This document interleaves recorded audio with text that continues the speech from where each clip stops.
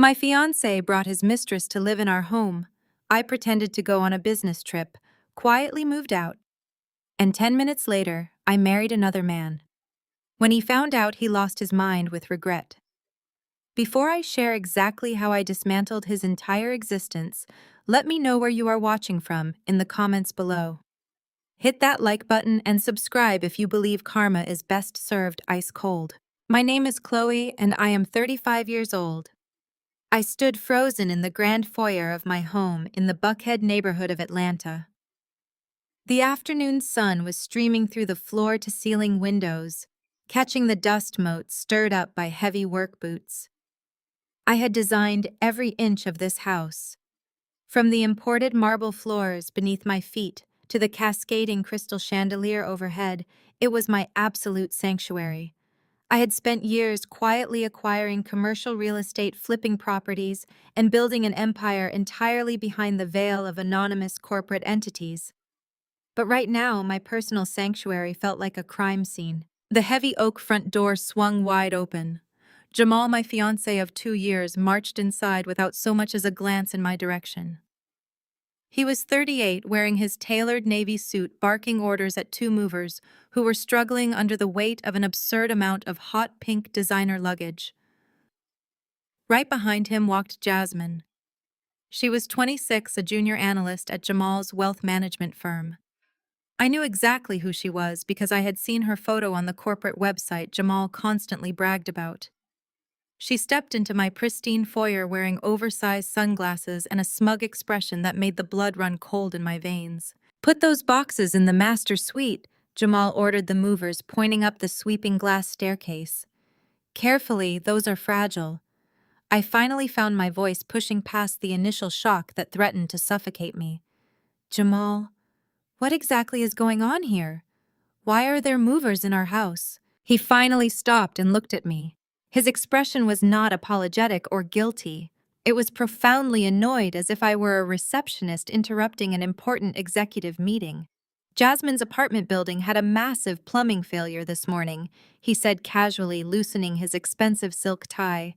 "Her unit is completely flooded and uninhabitable. She is going to be staying with us until things get sorted out." I stared at him, my mind struggling to process the sheer, unadulterated audacity. "You brought a junior analyst from your office to live in our home without discussing it with me?" I asked, keeping my tone perfectly level, despite the hurricane of betrayal destroying my heart. Jamal sighed loudly, running a hand over his perfectly lined-up haircut. "Look, Chloe, do not make this difficult. I do not have the patience for a dramatic scene today. It is not just some coworker. She is pregnant." Jasmine stepped forward, then dramatically lowering her sunglasses to look me up and down. With his child, she added, a victorious little smile playing on her glossed lips. She placed a possessive hand on her perfectly flat stomach, making sure her freshly manicured nails caught the light. The floor seemed to drop out from beneath me. Engaged for 2 years. We had spent the last 6 months planning a lavish destination wedding that his family would not stop demanding. We had talked about starting our own family. Yet here he was, standing in my foyer, boldly moving his pregnant mistress into my home in broad daylight. But the initial wave of devastation quickly gave way to a chilling, razor-sharp clarity. Jamal thought he held all the cards. He walked around this property with the inflated chest of a traditional provider. Every month, he proudly transferred his portion of the expenses to a property management portal, boasting to his friends and my own brother Andre about how he took care of his woman. He loved playing the role of the big-shot financial executive who paid the mortgage on a multi-million-dollar estate. He constantly belittled my work, telling people I just dabbled in real estate while he did the real heavy lifting in the corporate world. What Jamal absolutely did not know was that the property management company he paid every month was a shell corporation. It was a blind trust that I owned entirely. I had bought this land and built this house in cash long before I ever let him put a ring on my finger. I let him pay rent to my anonymous holding company because his fragile ego required him to feel like the man of the house. My silence regarding my true net worth was a calculated investment in my peace. But his ultimate betrayal had just voided that contract. Jamal checked his gold watch, clearly impatient with my silence. Since Jasmine is expecting, she needs to be as comfortable as possible, he instructed, waving a dismissive hand toward the stairs. You need to clear your things out of the master suite. The guest room down the hall is perfectly fine for you right now. You are always working late on your little side projects anyway. I need you to have your stuff moved by tonight so she can settle in properly. I looked from Jamal to Jasmine. She was standing next to a pile of her pink suitcases, looking around my custom-built home as if she had just won the lottery. She probably thought she had. She saw a wealthy executive providing for her, moving her into a mansion easily replacing the older model. She had no idea that the man standing next to her was nothing more than a high-paying tenant in a house he could never afford to buy on his own. I took a deep, steadying breath, smoothing my expression into a mask of calm compliance. The urge to scream to throw his expensive golf clubs through the front window to reveal my absolute ownership right then and there burned hot in my chest. But explosive anger is messy, and I am a woman who prefers surgical precision when dealing with an infection. Before I could say a single word, Jasmine stepped right into my personal space. The cloying scent of her heavy floral perfume masked the fresh lilies I had arranged on the console table that morning. She held out her hand, pushing a half-empty plastic cup of iced coffee against my chest, waiting for me to take it, like the hired help. Make sure my silk sheets go on the California King, she said, her voice dripping with extreme entitlement. I have very sensitive skin, and those movers do not know how to make a bed properly. I looked down at the sweating plastic cup she forced into my hand, then up at the two of them. Jamal was already walking toward the kitchen to pour himself a drink, completely unbothered by the spectacular disrespect playing out in my foyer. I stared at the condensation dripping down the side of the plastic cup, feeling the icy water against my skin. In any normal relationship, this would be the moment of a spectacular breakdown, tears shouting demands for explanations. But looking at Jamal retreating back, I realized something profound. I did not actually want an explanation.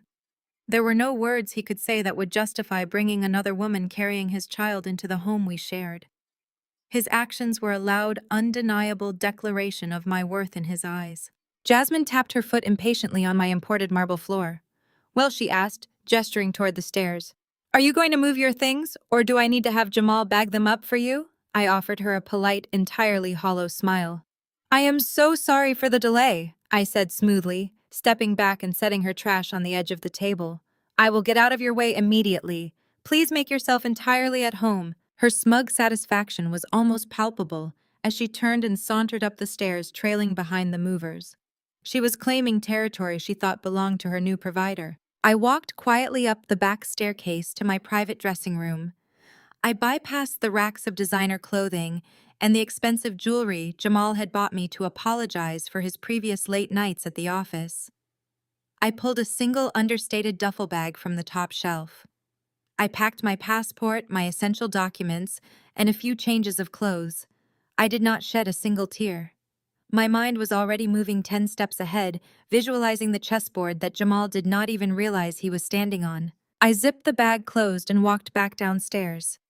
Jamal was leaning against the kitchen island, sipping a glass of bourbon. He looked up, noticing the bag over my shoulder. Where are you going? He asked, his brow furrowing in confusion. I told you to move to the guest room, not leave. We still need to discuss how we are going to handle the wedding deposits. I paused at the front door, looking at the man I had almost tethered my life to. I'm going to let you two get settled, I said, keeping my voice perfectly even. I have a business trip that came up unexpectedly anyway.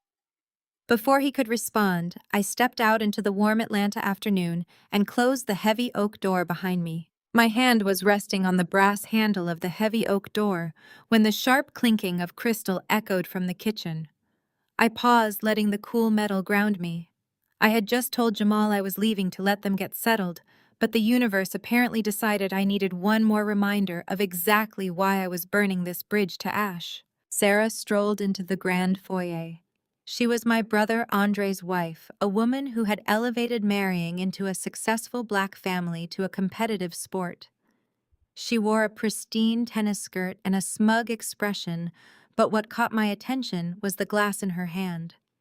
She was swirling a generous pour of my private reserve Pinot Noir in one of my imported crystal goblets.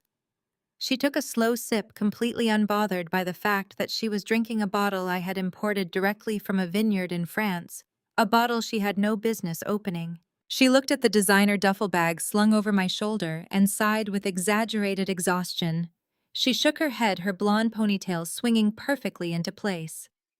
"Do not pull the angry black woman routine, Chloe," Sarah said, her voice dripping with the kind of condescension only she could muster. The sheer audacity of her words hung in the air, thick and suffocating. I did not blink. I did not drop my bag. I simply stared at her, studying the absolute entitlement radiating from her pores. Jamal works incredibly hard to provide this beautiful home and pay the massive mortgage. Sarah continued, taking another leisurely sip of my wine. Andre and I were just saying the other day that you really need to soften up and appreciate what you have. Jamal is a provider. The least you can do is be hospitable to Jasmine. Her apartment flooded. She is pregnant. Show some grace. Show? I looked past Sarah to where Jamal was standing near the kitchen island. He puffed out his chest, his ego visibly expanding at Sarah's defense. He loved this narrative. He thrived on the illusion that he was the benevolent king of the castle, the high-powered executive taking care of his difficult, ungrateful partner. What Sarah did not know, what Andre did not know, and what Jamal was entirely oblivious to, was the actual financial reality of this house. Jamal did not pay the mortgage. There was no mortgage. I bought the 2 acres of prime Buckhead real estate in cash 5 years ago. I hired the architects, approved the blueprints, and funded the entire construction out of my own private accounts. When Jamal and I got engaged, his fragile masculinity could not handle moving into a home owned outright by his future wife. So I offered a compromise. I told him we could split the living expenses, and he could handle the monthly rent to the property management firm. He proudly agreed, eager to prove his worth. Every first of the month, he transferred a massive sum to a corporate portal. He had no idea that the property management firm was a shell corporation, a blind trust registered directly to my name. He was not my provider. He was my highest-paying tenant, and his monthly rent covered my extravagant property taxes, with enough left over to fund my aggressive commercial real estate acquisitions. But I was not going to reveal that today. Explosive anger is messy, and I am a woman who operates with surgical precision. I let a slow, perfectly polite smile spread across my face. I looked right into Sarah's condescending eyes and softened my posture, playing exactly the role they expected of a defeated woman. "You are absolutely right, Sarah," I said, keeping my voice smooth and compliant. "Jamal does so much, and this house is incredibly spacious. In fact, they can have the entire run of the place." Jamal raised an eyebrow, clearly caught off guard by my rapid surrender. "I have a sudden business trip to Dubai that requires my immediate attention anyway." I continued, shifting the strap of my bag. It would be a terrible shame for the master suite to sit empty while a pregnant woman is in need of comfort. "Please, Jasmine, make yourself entirely at home. Use whatever you need." Jasmine smiled, a triumphant, greedy expression lighting up her young face. She turned back to the movers and started barking orders about where to place her vanity mirror. Jamal stepped forward, slipping his hands into his pockets. He looked relieved that he had avoided a screaming match. "Have a safe flight, Chloe," he said dismissively. "And do not max out the joint credit card on duty-free shopping while you are over there. I need to keep our credit utilization low for my upcoming partner buy-in." I bit the inside of my cheek to stop myself from laughing out loud. The joint credit card was another carefully laid trap. Months ago, when I first caught the scent of his infidelity, I legally severed my actual wealth from that account. I left just enough for him to feel in control while maintaining the illusion of shared assets. "I will be very mindful of the expenses, Jamal, I promised." I turned the heavy brass handle and finally stepped out into the warm Atlanta afternoon. The thick Georgia humidity hit my skin, but internally I was made of pure ice. I walked down the imported stone pathway, my heels clicking a steady, rhythmic beat against the pavement. I did not look back. I did not rush. I walked with the deliberate pace of a woman who held the executioner's switch. I reached my car, slid into the driver's seat, and closed the door. The heavy thud sealed me inside the quiet leather-lined interior. I did not start the engine immediately. Instead, I leaned back against the headrest and looked through the massive floor-to-ceiling front windows of the house I had built. The scene inside was playing out like a perfectly scripted, highly predictable tragedy. Jamal had walked into the living room and was opening a bottle of champagne. It was a vintage bottle he had purchased specifically to celebrate his highly anticipated, completely unearned promotion to partner at Zenith Capital. He poured a glass for himself, handed a flute of sparkling cider to Jasmine, and topped off Sarah's glass of my wine. They clinked their glasses together in a toast. They were laughing. They were celebrating their hostile takeover of my life. They were toasting to a victory that was nothing more than an illusion. They thought they had successfully pushed out the difficult, aggressive career woman to make room for a younger, more compliant model. They thought they had secured a mansion, a fortune, and a legacy. They had absolutely no idea that they were standing in a house made of cards and I was holding the matches. I reached into my bag and pulled out my phone. I bypassed my usual contacts, ignoring a barrage of unread emails from my acquisitions team, and dialed a highly secure number I knew entirely by heart. The line rang only twice before a deep, resonant voice answered. Julian Sterling was the most feared, powerful billionaire in the city's tech and real estate sectors. He was ruthless, calculating, and fiercely loyal to those who proved their worth. We had started as bitter rivals fighting over downtown commercial zoning rights, but that rivalry had forged a deep, undeniable mutual respect.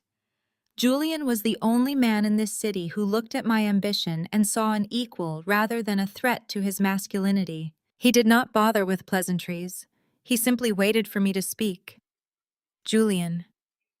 I said, my voice steady, sharp, and completely void of the heartbreak Jamal and Sarah expected me to feel. I am listening, Chloe, he replied, his tone immediately matching my intensity. The acquisition is a go. I told him, watching Jamal wrap his arm around Jasmine's waist through the living room window, both corporate and personal. There was a brief, loaded silence on the other end of the line. I could practically hear the gears turning in Julian's brilliant mind as he processed the magnitude of what I was authorizing. Are you entirely sure? Julian asked. Once we initiate the corporate merger, there is no unwinding the trap. Zenith Capital will be completely exposed and Jamal will lose every single cent of his leveraged equity. I am more than sure, I replied, my eyes fixed on the three people celebrating my departure. I want it all. I want his job. I want his accounts. And I want him to realize exactly whose empire he was trying to steal. Consider it done, Julian said, a low, dangerous satisfaction bleeding into his words. Where are you right now? I started the engine of my car, the powerful motor purring to life. Meet me at the courthouse, I said. I shifted the car into drive and pulled away from the curb, leaving the illusion of my past behind. The game was no longer about playing a supporting role in a fake relationship. It was about total, absolute domination. And I was going to tear Jamal's world apart brick by stolen brick. I drove straight past the exit for Hartsfield-Jackson International Airport. The navigation system on my dashboard politely suggested a U-turn, but I muted it. My hands were steady on the leather steering wheel as I merged onto the connector, heading toward downtown Atlanta. Dubai was a convenient fiction. The real destination was a towering monolith of black glass and steel piercing the midtown skyline, a building that housed the only person in this city who actually understood the scale of my ambition. The private elevator shot up to the top floor of Sterling Enterprises without a single stop. The polished steel doors glided open to reveal a massive corner office suite overlooking the sprawling city. Julian Sterling stood by the floor-to-ceiling window, a crystal glass of sparkling water in his hand. He wore a tailored charcoal suit that fit his broad shoulders perfectly, looking every bit the ruthless billionaire the financial blogs painted him to be. When we first met 3 years ago, we were vicious competitors bidding a war over commercial zoning rights in the West End. He won the bid, but I bought the construction firm he needed to break ground. We had been indispensable allies ever since. Julian turned as I dropped my duffel bag onto one of his imported leather sofas. He did not offer empty sympathy or ask if I was okay. He simply walked over to his massive oak desk and picked up a thick classified financial dossier. Pink luggage, Julian said, his voice a deep resonant rumble that demanded attention. My security detail reported a moving truck unloading bright pink designer luggage into your driveway 40 minutes ago. I assume the parasite has finally made his move. He moved his pregnant junior analyst into the master suite. I replied, walking over to join him at the desk. He told me to pack my things and move to the guest room so we could still discuss our wedding deposits. Julian let out a sharp, genuine laugh. The absolute delusion of that man is something to study. He pulled a chair out for me, a simple gesture of respect Jamal had stopped bothering with a year ago. Jamal only ever wanted a trophy, Chloe. He wanted a woman who looked good on his arm at corporate dinners, but stayed quiet while he pretended to be the mastermind. He never realized he was sleeping next to the architect of the very skyline he brags about. I sat down, my eyes locking onto the dossier he placed in front of me. "What are we looking at, Julian?" "The trap you set," he said, tapping the heavy cardstock cover. "It is snapping shut. Jamal's firm Zenith Capital is officially bankrupting itself to buy out your fake competitors. He has leveraged everything they have." I opened the file, running my finger down the columns of staggering numbers. A cold wave of satisfaction washed over me.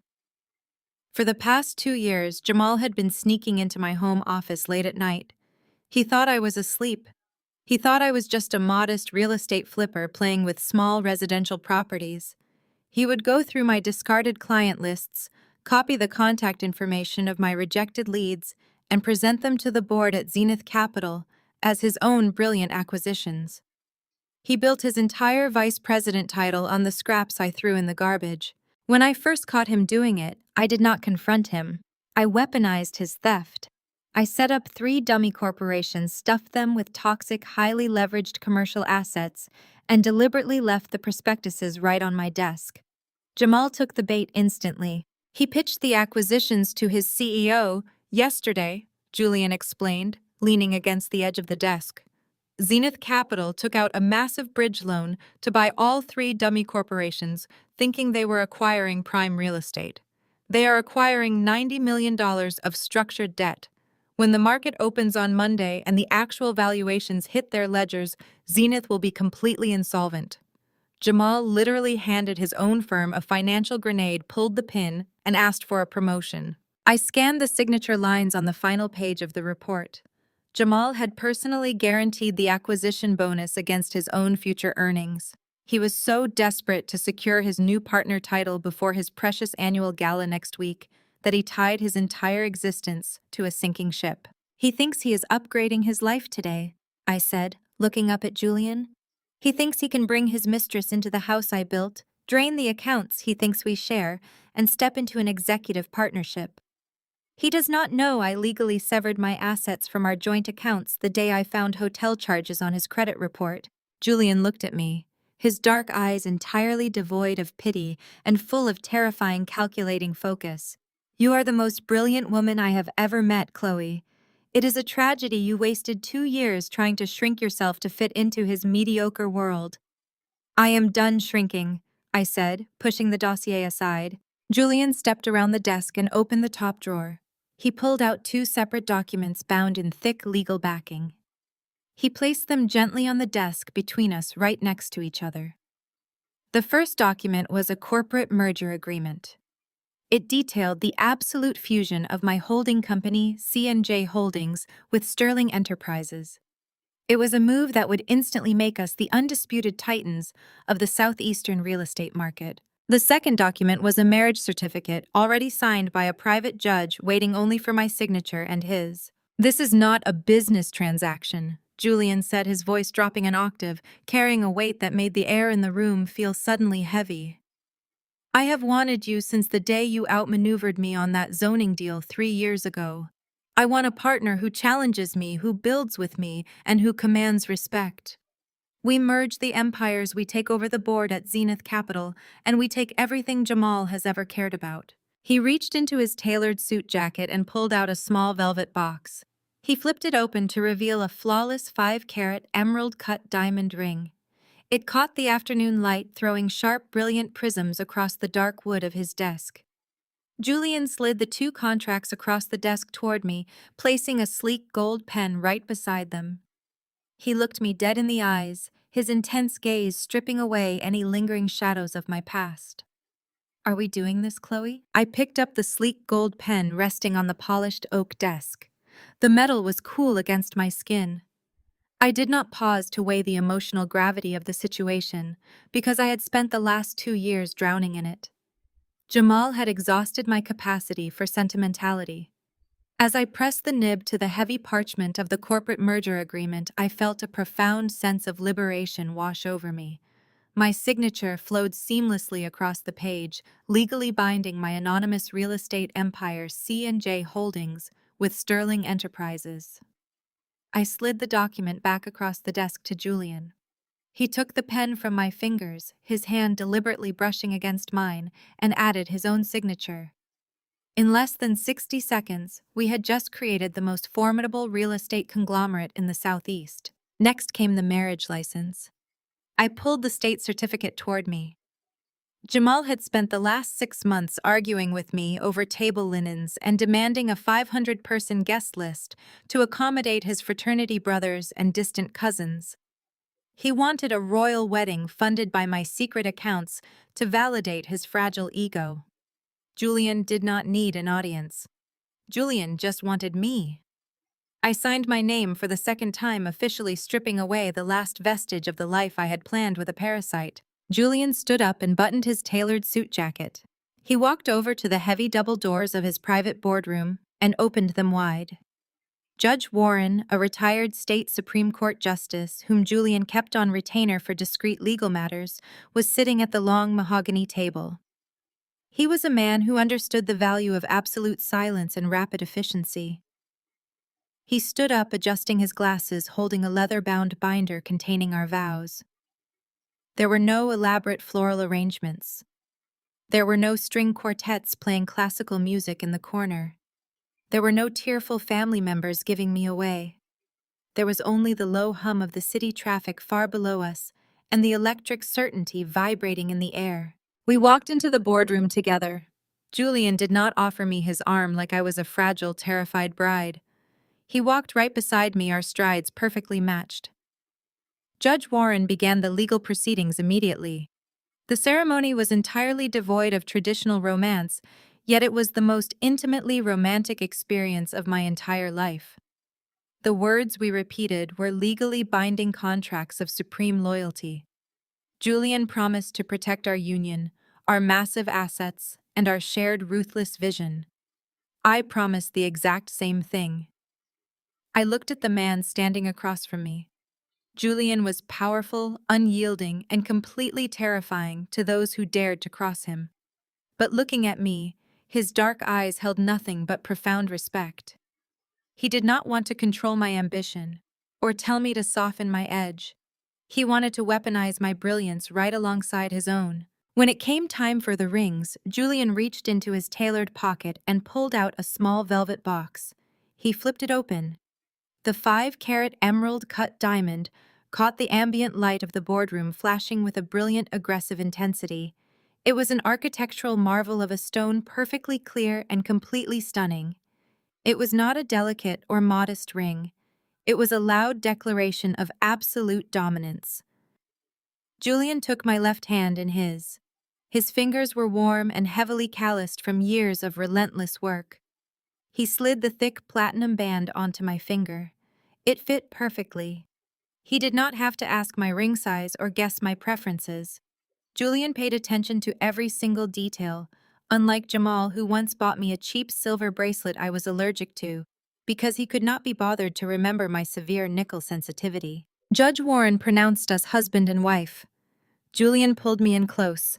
He did not kiss me for a hidden camera or a social media post. He kissed me like a man sealing an unbreakable pact. When he pulled back, he kept his large hands resting on my waist, his eyes gleaming with a highly dangerous amusement. Ready to let him hang himself. Mrs. Sterling, Julian asked, his voice low and vibrating with dark anticipation. I looked down at the massive diamond anchoring my left hand, feeling the incredible weight of my new reality. More than ready, I replied. Judge Warren packed up his legal binder, offered a highly professional nod of congratulations, and exited the suite through the private elevator. We were finally alone. Julian walked over to his sleek, wet bar and poured 2 glasses of 20-year-old scotch. He handed one to me. We did not toast to a happy honeymoon in a tropical paradise. We toasted to corporate slaughter. Julian walked over to his massive digital display board mounted on the far wall and tapped the interactive screen. A live feed of Zenith Capital stock fluctuations and internal market movements illuminated the dim room. Jamal is moving fast, Julian said, taking a slow, appreciative sip of his scotch. He just pushed the authorization for the massive bridge loan to acquire your dummy corporations. My insider says he is literally forging the chief executive officer's secondary signature to expedite the process. He wants the deal fully closed by the end of the quarter, which gives us exactly 4 days until he realizes he just bought $90 million of highly toxic structured debt. I swirled the amber liquid in my crystal glass, watching the stock numbers tick across the screen. Let him push it through, I said smoothly. I want him to feel the absolute high of sealing a massive corporate deal. I want him to believe he is a completely untouchable executive, right up until the exact moment I pull the entire floor out from under his expensive leather shoes. My phone buzzed loudly inside my clutch. The sharp vibration cut through the quiet strategy session. I set my drink down, pulled the device out, and looked at the glowing screen. The notification displayed a new message from my older brother, Andre. My jaw tightened involuntarily as I swiped open the text message. Andre had always been Jamal's biggest cheerleader and my loudest critic. Andre ran a failing tech startup that struggled to keep the lights on every month, and he constantly begged Jamal for terrible financial advice. Andre was completely blind to the fact that Jamal was just a glorified salesman playing a risky game with other people's money. Andre deeply resented my financial success because I refused to fund his poorly researched, wildly unstable business ventures. He found immense comfort in Jamal's toxic masculinity, bonding over their shared archaic belief that a woman's ambition should never outshine a man's pride. The message on my screen was an absolute masterclass in familial betrayal. Glad you finally packed your bags and left, Andre wrote. Jamal told us you threw a hysterical fit because he was generously helping out a pregnant coworker whose apartment flooded. You always were deeply selfish and way too focused on your own money to build a real family. Anyway, Jamal and Jasmine are hosting a welcome home dinner party for her tomorrow night at the house. Sarah is helping them cater it. Do not ruin it by showing up unannounced and causing a scene. Stay at a hotel and let the man breathe. I read the message twice to ensure I was fully comprehending the sheer, unadulterated disrespect radiating from every single word. My own brother was happily coordinating a dinner party with my white sister-in-law inside my custom-built $1 million mansion to celebrate the pregnant mistress of the man who had just betrayed me. They were happily planning to drink my imported wine, sit on my custom Italian furniture, and act as if they had successfully driven the evil, aggressive villain out of the castle. They genuinely believed I was currently sitting in some cheap airport hotel room crying my eyes out over a broken engagement and a lost provider. I let out a low, dark laugh that echoed off the glass walls of the penthouse suite. Julian raised a questioning eyebrow, stepping closer to look over my shoulder at the bright screen. Family checking in? Julian asked, his voice laced with heavy, dry sarcasm. They are hosting a welcome home dinner party for Jasmine tomorrow night, I said, tossing the phone onto the center of his oak desk. Inside my house, Andre is explicitly telling me not to show up and ruin their lovely little celebration. Julian took another slow sip of his scotch, his dark eyes fixing intensely on mine. And what exactly are you going to do, Mrs. Sterling? I looked down at the massive diamond on my left hand, the ultimate symbol of my newly fortified empire. I smiled, feeling a cold, righteous anticipation flooding my veins. I am going to drop by to pick up a forgotten laptop, I said softly. The game is officially on. The ink on our marriage certificate was barely dry, but the honeymoon phase was entirely dedicated to tactical warfare. I sat at Julian's massive executive desk, the morning sun casting long, sharp shadows across the penthouse. Julian stood behind me, his hands resting heavily and possessively on my shoulders. His physical presence was a grounding force. There was no insecurity in his touch, only the quiet confidence of a man who knew exactly what he held. We were two apex predators who had decided to hunt together. I opened my encrypted laptop and brought up the private financial surveillance dashboard I had custom built for C&J Holdings. I bypassed the massive corporate accounts and clicked directly into the portal monitoring the so-called joint black card Jamal carried in his tailored suit pocket. The screen immediately illuminated with a rapid succession of notifications. Jamal was not just awake, he was exceptionally busy. Ping, $12,000 authorized at a luxury maternity boutique in Buckhead. Ping, $8,000 secured for a private on-demand catering service. Ping, $35,000 swiped at a high-end European auto dealership. It was processed as an immediate down payment on a customized luxury SUV. I leaned back against Julian, letting out a sharp, genuine laugh. Jamal was playing the ultimate provider for Jasmine, funding his fantasy life with what he firmly believed was my hard-earned money. He thought because my name was printed on the plastic, my bank accounts were absorbing the impact. He was parading his pregnant mistress through the city, buying her loyalty with my perceived wealth. Julian watched the numbers tick aggressively upward on the screen. He traced a slow path down my collarbone, his voice a deep, resonant rumble right next to my ear. "He is spending like a desperate man who just robbed a bank," Julian observed dryly. "He is trying to prove his worth to a girl who only wants him for his wallet." "Are you going to cut off his supply before he hits the ceiling?" "Cutting him off right now would be an act of absolute mercy," I replied, picking up my phone from the desk. "And as you well know, my love, I do not do mercy." I dialed a highly secure direct line to Geneva. Marcus, my private wealth manager, answered on the very first ring. "Good morning, Chloe," Marcus said, his tone carrying the precise, unshakable discretion of a Swiss banker. "I was just about to contact you. I am seeing highly irregular, aggressive activity on the secondary black card. Multiple luxury purchases are currently processing in Atlanta. Shall I freeze the account immediately and initiate our standard fraud protocols?" "No, Marcus," I said, keeping my voice perfectly level. "Do not freeze the account. In fact, I need you to lift the ceiling entirely. Triple his daily spending limit immediately. Let the card run hot." There was a rare, brief pause on the other end of the line. Marcus was a professional, but even he was taken aback. "Chloe, the current balance is already approaching the absolute limits of the leveraged equity. If we increase the spending power now, the debt will automatically trigger a direct draw against the linked collateral. It will drain the reserves." "That is exactly what I am counting on," I said, a cold smile spreading across my face. "Just confirm the account structure for me one more time, Marcus. Tell me exactly whose social security number and corporate equity is acting as the primary collateral for that specific credit line." I heard the sound of keystrokes as Marcus pulled up the deeply buried files. "As per your direct explicit instructions, 6 months ago, we completely restructured that specific account," Marcus confirmed. "You legally severed all of your personal liquid assets, your real estate holdings, and your private trust funds from that card.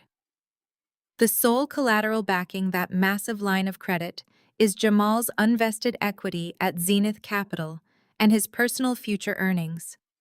You are listed as an authorized user in name only. Every single dollar he spends today is a direct high-interest loan against his own non-existent fortune." "Perfect," I said, feeling a rush of absolute victory.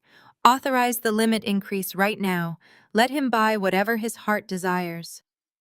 I ended the call and tossed the phone onto the desk. Julian was looking down at me with an expression of pure, unfiltered awe. He leaned forward and pressed a firm, lingering kiss to the side of my neck. "You are terrifyingly brilliant," Julian murmured. I had sensed Jamal's infidelity half a year ago. I found a crumpled receipt from a luxury downtown hotel buried deep inside the pocket of his dry cleaning. Instead of confronting him crying or demanding a dramatic explanation, I went completely silent. I spent weeks sitting in windowless rooms with my legal team and wealth managers, meticulously and invisibly separating my empire from his reach. I left the joint accounts open to maintain the illusion of shared wealth, but I structurally hollowed them out from the inside. I tied the massive overdraft protections and credit limits entirely to Jamal's corporate profile. Jamal was so blinded by his own arrogance, so utterly convinced of my naive, blind devotion, that he never bothered to read the fine print. When we refinanced a small property, I slipped the updated credit terms into a massive stack of legal documents. He signed them blindly, eager to get back to his golf game. He literally signed his own financial death warrant because he thought I was just handling the boring paperwork. He is currently buying a luxury SUV for his pregnant mistress, I told Julian, pointing at the dashboard. He is using a credit line secured by a job he is absolutely going to lose on Monday morning. And he is doing it while his company is currently buying $90 million of highly toxic debt from my shell corporation. Julian shook his head, a dark, dangerous amusement lighting up his eyes. He thinks he is draining your resources. He thinks he is making you pay the price for his new family. He wants to play the wealthy executive provider for his young trophy. He is digging his own grave, I corrected, watching the dashboard refresh as another transaction cleared. And I just handed him a massive industrial-sized excavator. I want him to feel the absolute high of unrestricted wealth. I want him to believe he has won the ultimate prize. For the next hour, Julian and I sat together in the penthouse, treating my financial dashboard like a spectator sport. The spending spree Jamal was on was nothing short of spectacular. He was clearly showing off, parading Jasmine through the most exclusive, expensive boutiques in the city, swiping the heavy metal card with total impunity. He purchased a suite of designer baby furniture imported directly from Italy for $8,000. He booked a lavish, non-refundable baby moon suite at an exclusive resort in the Maldives for $15,000. He was acting exactly like a king who had successfully conquered a kingdom, completely unaware that he was standing on a rigged trapdoor. He was spending money he did not have, securing debt against a job that was about to vaporize. I watched the numbers climb higher and higher. Every single transaction was another nail in the coffin of his fake success. He was building a new life with Jasmine entirely on a foundation of massive, inescapable debt. When the bill finally came due, it would not just ruin his credit, it would obliterate his entire existence. Suddenly, a glaring red alert flashed rapidly across the center of my laptop screen, overriding the standard dashboard interface.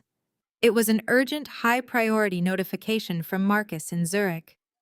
At the exact same second, my phone vibrated violently against the polished wood of Julian's desk, demanding immediate attention. I picked up the phone. It was a secure encrypted text directly from the bank's highest-level fraud prevention department. Emergency authorization required. The message read, "Jamal has just requested an immediate expedited wire transfer of $50,000 to an external escrow account. The recipient is listed as Jasmine's private legal trust." The glaring red security alert pulsed rapidly across the center of my encrypted laptop screen, casting a harsh crimson glow over the polished mahogany of Julian's desk. The notification from my private Swiss banking team was unequivocal. Jamal was not merely swiping the black card for designer maternity wear or luxury vehicles anymore. He had just initiated an expedited, highly restricted wire transfer for exactly $50,000. I leaned forward, my eyes tracking the routing numbers as my custom financial surveillance software decrypted the destination account in real time. He was not moving the funds into a private trust for Jasmine, nor was he attempting to hide the cash in an offshore shell company. The routing sequence matched a domestic corporate escrow account. It belonged to the Zenith Capital Foundation. Julian stepped behind my chair, resting his large, warm hands heavily on my shoulders. He leaned down, his cheek brushing against mine as he read the illuminated data on the screen. "He is wiring $50,000 directly to his own employer," Julian murmured, his deep voice vibrating with a mixture of dark amusement and genuine disbelief. "He is literally funneling your perceived wealth right back into the firm that pays his salary." What exactly is he trying to buy, Chloe? I tapped the keyboard, cross-referencing the specific escrow account with Zenith Capital's public relations calendar. The realization hit me with the force of a perfectly executed chess move. A cold, razor-sharp smile spread across my face. He is buying the Diamond VIP table. I said, the absolute absurdity of Jamal's arrogance crystallizing in my mind. The Zenith Capital Annual Gala is this Saturday. It is the absolute crown jewel of Atlanta's corporate social season. For the last 2 years, Jamal has complained relentlessly about being seated in the middle tiers, surrounded by junior executives and mid-level management. He constantly blamed me, claiming my lack of aggressive networking held him back from the spotlight. Julian's grip on my shoulders tightened slightly in a silent show of solidarity. Now I continued, my eyes fixed on the pending transaction bar. He believes he has finally secured his promotion to senior partner. He thinks he has successfully pushed me out of my own home to make room for his young mistress. He is using this $50,000 wire transfer to secure the center stage platform. He is going to use the firm's biggest night of the year to publicly announce his unearned promotion, and he is going to use that exact same spotlight to propose to Jasmine. He wants to crown his new queen in front of his entire professional network. Julian let out a low, predatory laugh. The sheer, unadulterated delusion of a mediocre man is a fascinating tragedy to witness. Are you going to have Marcus freeze the account and let the wire bounce? The resulting insufficient funds notice would instantly humiliate him in front of his own accounting department. Freezing the account would be an act of mercy, I replied, picking up my phone and reopening the secure line to Geneva. And as you well know, my love, I do not operate in the business of mercy. Marcus answered immediately, his tone maintaining the precise, unshakable discretion required of a private wealth manager handling 9-figure portfolios. Miss Wilson, Marcus said respectfully, I am holding the $50,000 wire transfer in the secondary security queue. Shall I terminate the transaction and initiate the fraud lockdown protocols? No, Marcus, I said, keeping my voice completely void of emotion. I am authorizing a total override. Push the wire transfer through immediately. Bypass the standard 72-hour holding period and clear the funds directly from the equity line. There was a rare, loaded silence on the other end of the line. Even a seasoned Swiss banker was taken aback by the command. Chloe, the current balance is already pushing the absolute limits of the leveraged equity. If we authorize this specific wire, the debt will trigger a direct, unmitigated draw against the linked collateral. It will entirely exhaust the account. He will have zero margin left. If the market shifts by even a fraction of a percent, the collateral will instantly liquidate to cover the deficit. That is the entire point of a trap, Marcus, I replied smoothly. Let him drain every single drop of liquidity. I want him running on absolute fumes. The progress bar on my laptop screen turned a brilliant solid green. The transaction was approved. In a matter of seconds, Jamal had officially leveraged his entire unvested corporate future to buy a seat at a table he could not actually afford. He had tied the noose, stepped up onto the chair, and proudly handed me the rope. Julian walked over to his sleek, wet bar and poured 2 glasses of 20-year-old scotch. He handed one to me, his dark eyes gleaming with a highly dangerous, calculating focus. We cannot simply let him host a party with your money, Julian said, pacing slowly in front of the floor-to-ceiling windows overlooking the Atlanta skyline. If Jamal wants the Zenith Capital Gala to be the defining moment of his entire career, we should ensure it is a night nobody in this city ever forgets. We need to own the battlefield. I took a slow sip of the scotch, feeling the warm burns slide down my throat. What exactly do you have in mind, Mr. Sterling? Julian walked over to his massive digital display board mounted on the far wall. He tapped the interactive glass, pulling up the public relations profile for the Zenith Capital Annual Gala.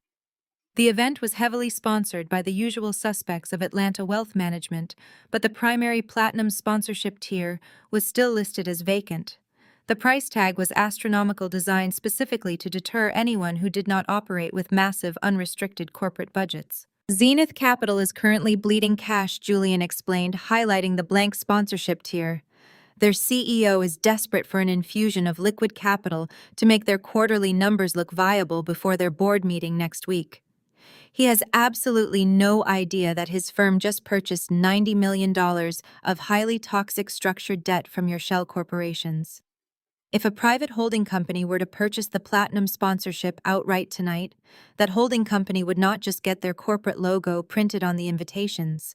They would own the entire run of show I finished for him, the brilliant, devastating clarity of the strategy snapping into perfect focus. A platinum sponsor dictates the architectural seating arrangements. They control the microphone access, the speaker schedule, the security protocols, and the media presence. Julian smiled a ruthless, commanding expression that sent a thrill straight down my spine. Exactly. If we buy the sponsorship, Zenith Capital essentially hands us the keys to their own kingdom. We dictate exactly how Jamal's magical evening plays out. Do it, I commanded, setting my crystal glass down on the desk. Buy the sponsorship through your secondary holding firm. Make sure the CEO of Zenith knows the massive check cleared, but bury the actual ownership structure behind 3 impenetrable layers of non-disclosure agreements. I do not want Jamal or his oblivious boss knowing who actually holds the leash until the exact moment we decide to snap it. Julian picked up his phone and made a single 30-second call to his chief financial officer. There was no lengthy negotiation, no tedious board approval process. Julian operated with the absolute unquestioned authority of a man who owned his entire empire outright. Within 5 minutes, a confirmation email hit Julian's secure server. The platinum sponsorship was officially ours. We now owned the very stage where Jamal planned to crown himself king.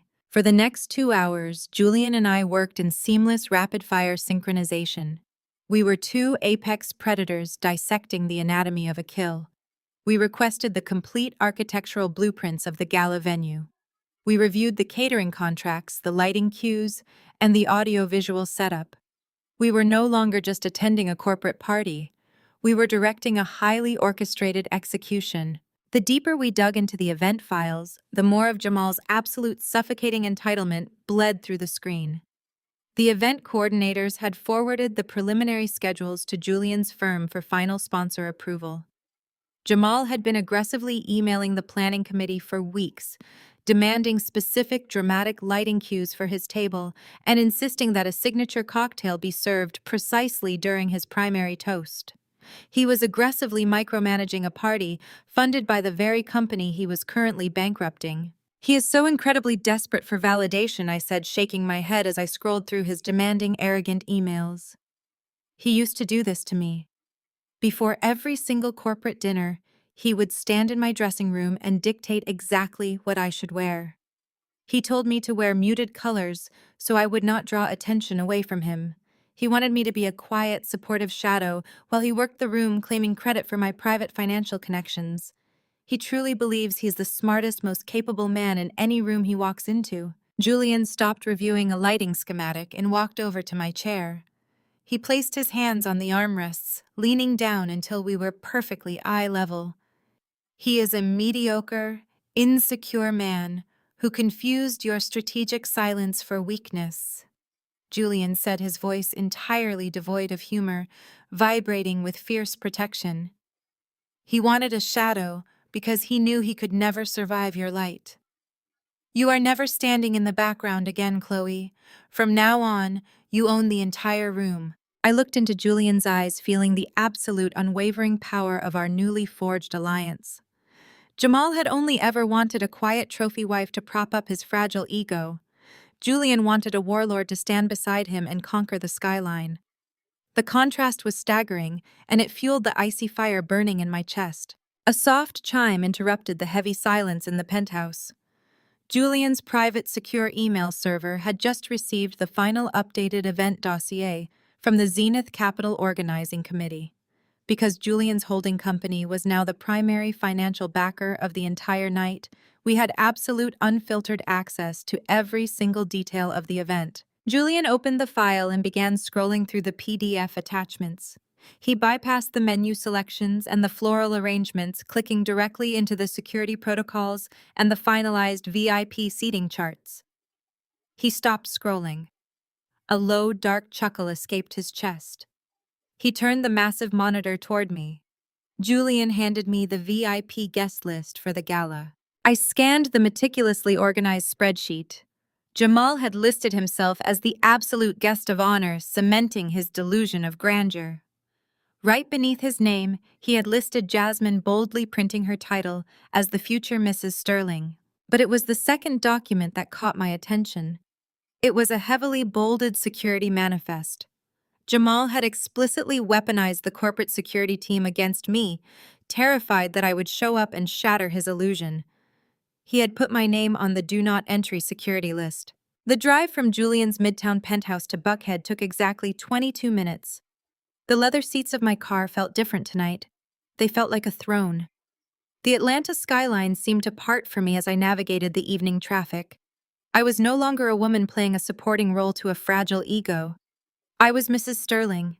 I had a flawless 5-carat emerald-cut diamond turned discreetly inward on my left hand and a corporate merger in my briefcase that was actively dismantling the financial security of the man I was about to confront. The drive gave me time to perfect my mask. I did not want to look like a scorned, devastated ex-fiancé. I wanted to look exactly like what I was, an apex predator casually dropping by to pick up a forgotten piece of hardware. Turning onto my private tree-lined street, I noted the sheer audacity of the spectacle Jamal had arranged. He had actually hired a valet service. 2 young men in matching red vests were stationed at the bottom of my driveway, sprinting to park a line of luxury sedans belonging to people who were actively celebrating my replacement. I bypassed the valet stand entirely, steering my car onto the pristine grass of the secondary lawn. Let them figure out how to move it. I stepped out into the humid evening air. My house was glowing with light. The sounds of a live jazz trio drifted through the open French doors. Jamal had spared no expense aggressively using the credit limit I had just authorized him to drain.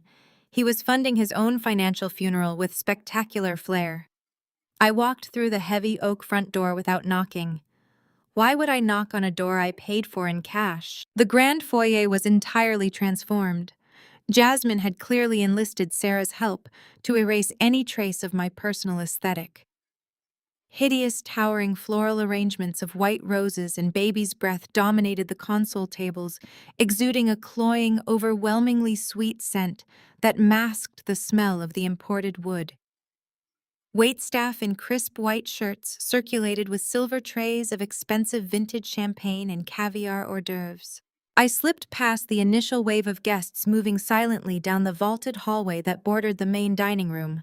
I blended into the shadows of the alcove, becoming a silent observer in my own home. The dining room was packed.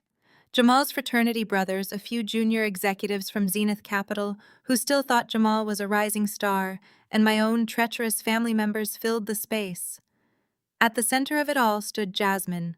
She was wearing a blush pink maternity gown that draped elegantly over her stomach, a dress I knew for a fact cost nearly $4,000 because I had watched Jamal charge it to the black card just hours ago. She was holding court, laughing softly, placing a possessive hand on the marble countertop I had imported directly from Italy. She looked around the room with the glowing satisfaction of a woman who believed she had secured a lifetime of luxury. Suddenly, the jazz trio abruptly stopped playing.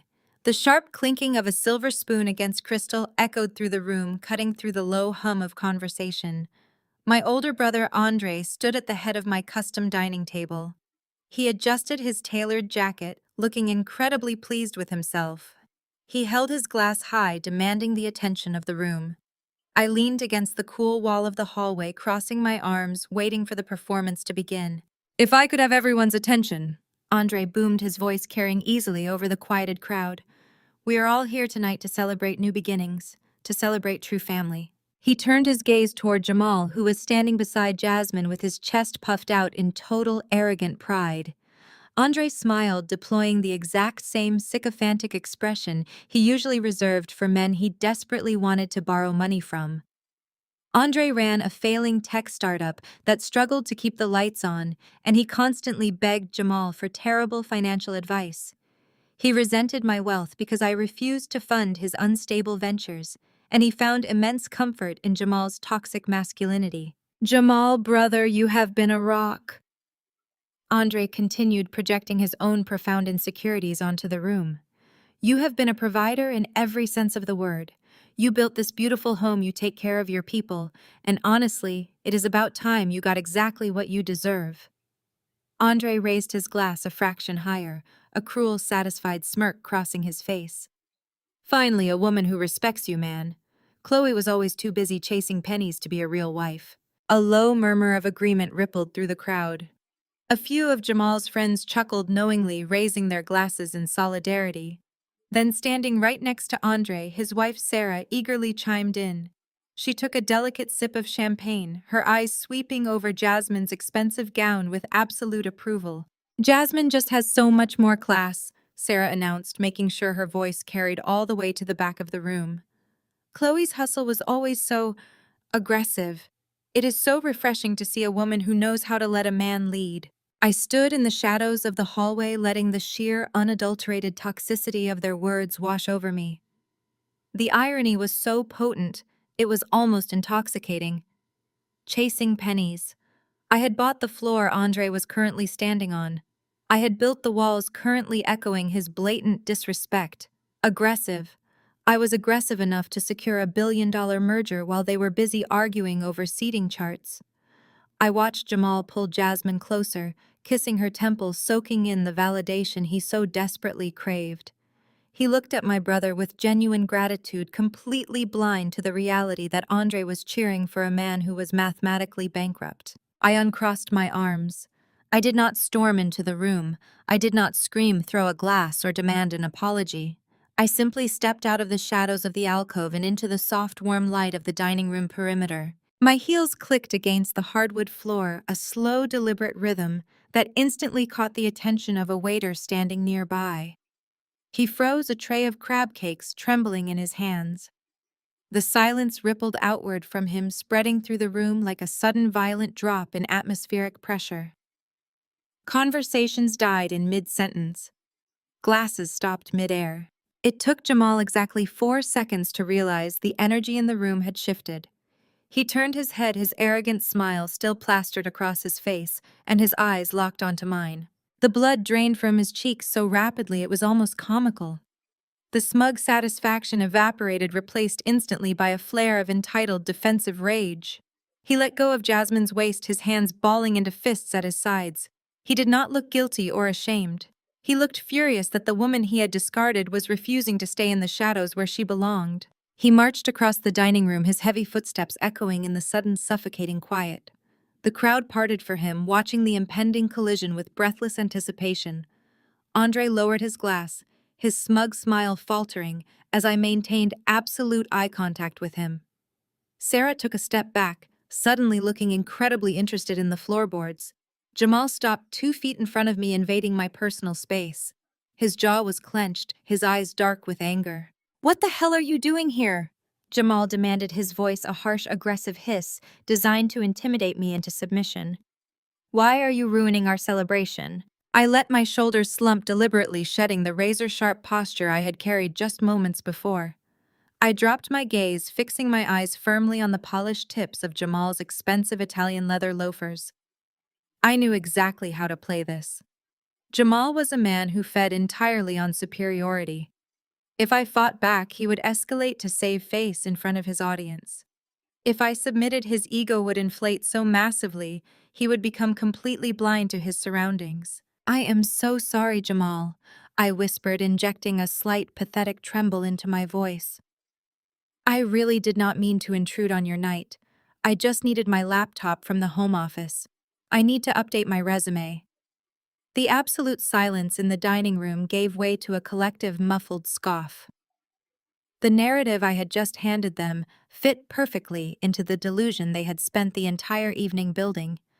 I was the defeated, jobless ex crawling back for the last scraps of my ruined career. Jamal exhaled a loud, exaggerated sigh, rolling his shoulders, as if my presence was a physical burden he was bravely carrying.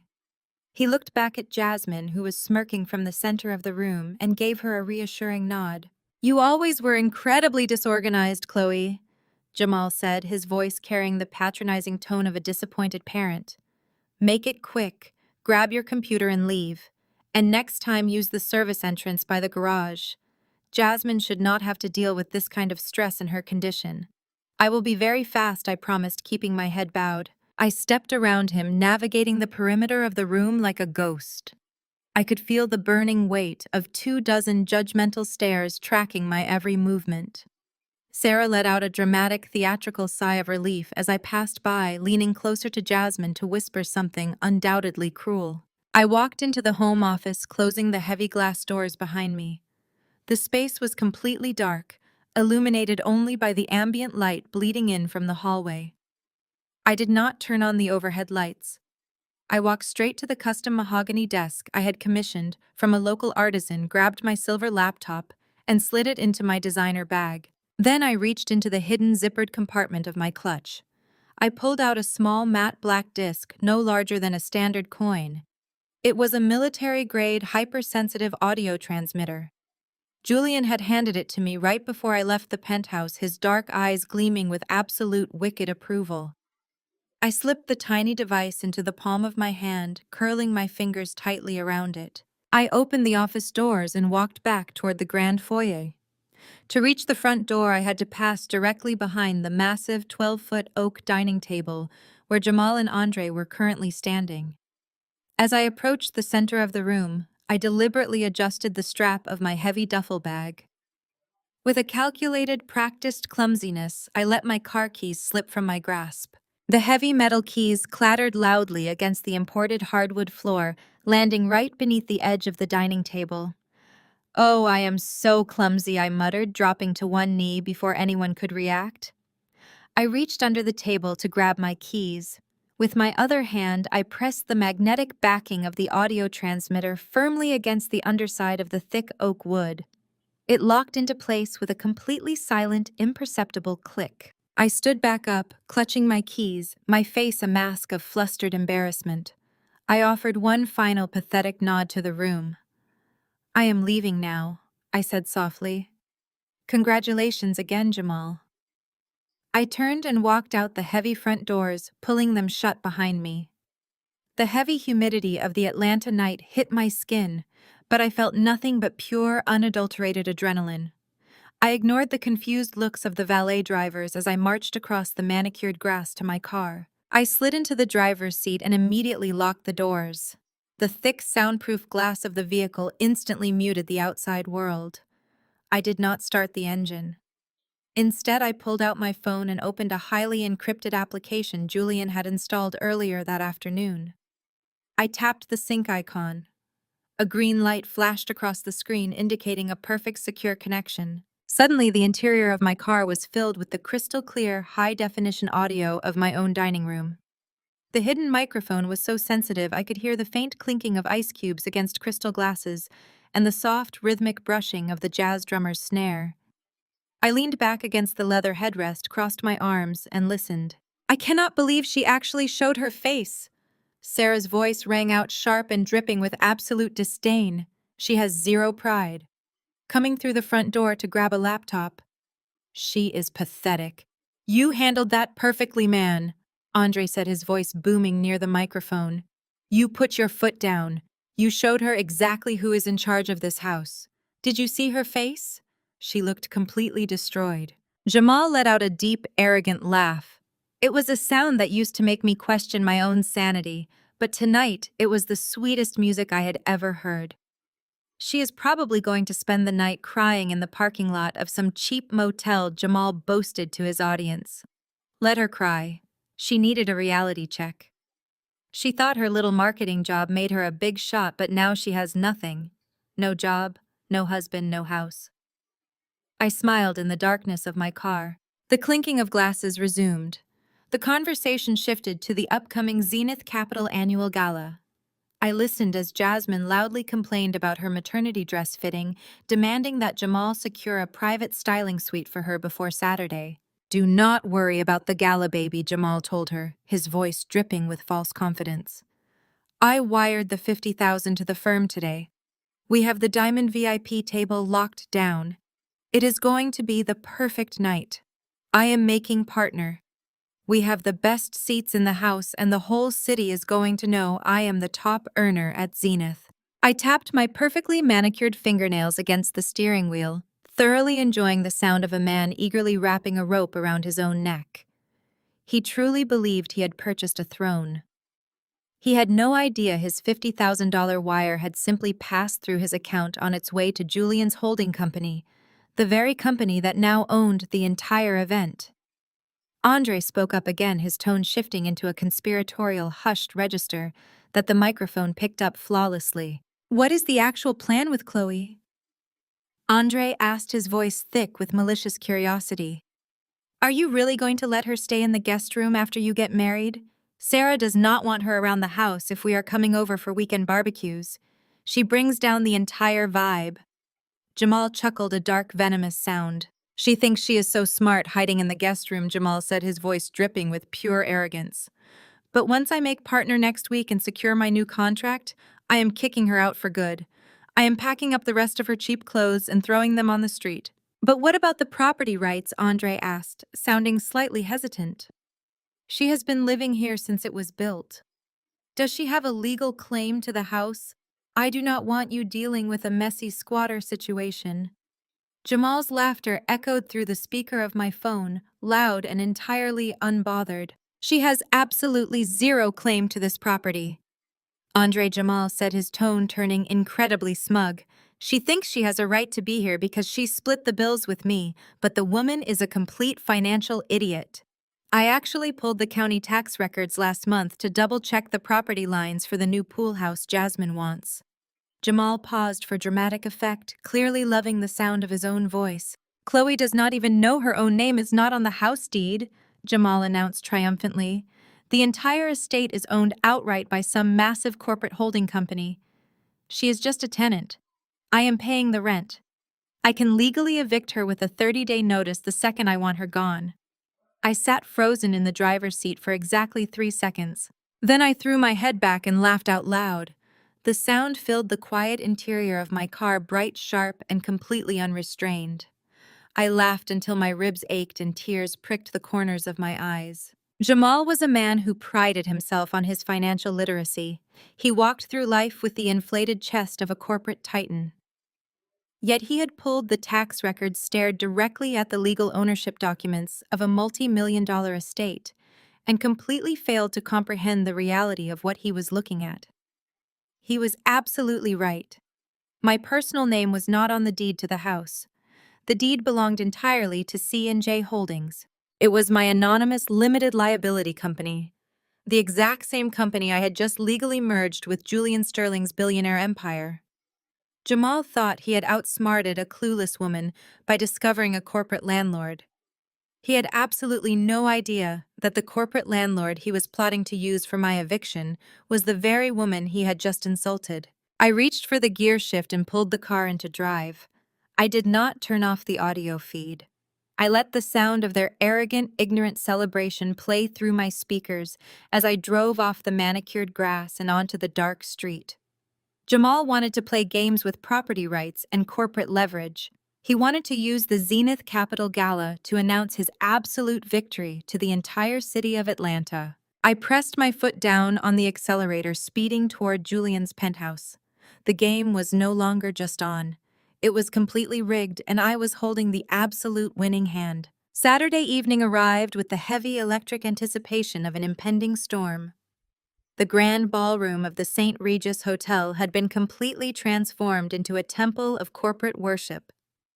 Zenith Capital spared absolutely no expense for their annual gala, though Julian and I both knew their extravagant budget was currently being bankrolled by the massive injection of cash from Julian's holding company. The room was draped in cascading silk.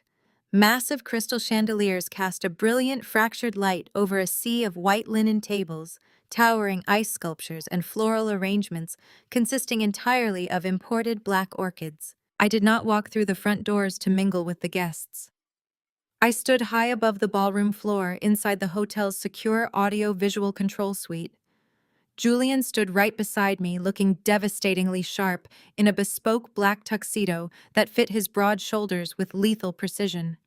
He held a glass of sparkling water, his dark eyes locked onto the glowing wall of security monitors in front of us. We had completely commandeered the room. Julian's private security chief, a massive, unsmiling man named Vance, sat at the main console.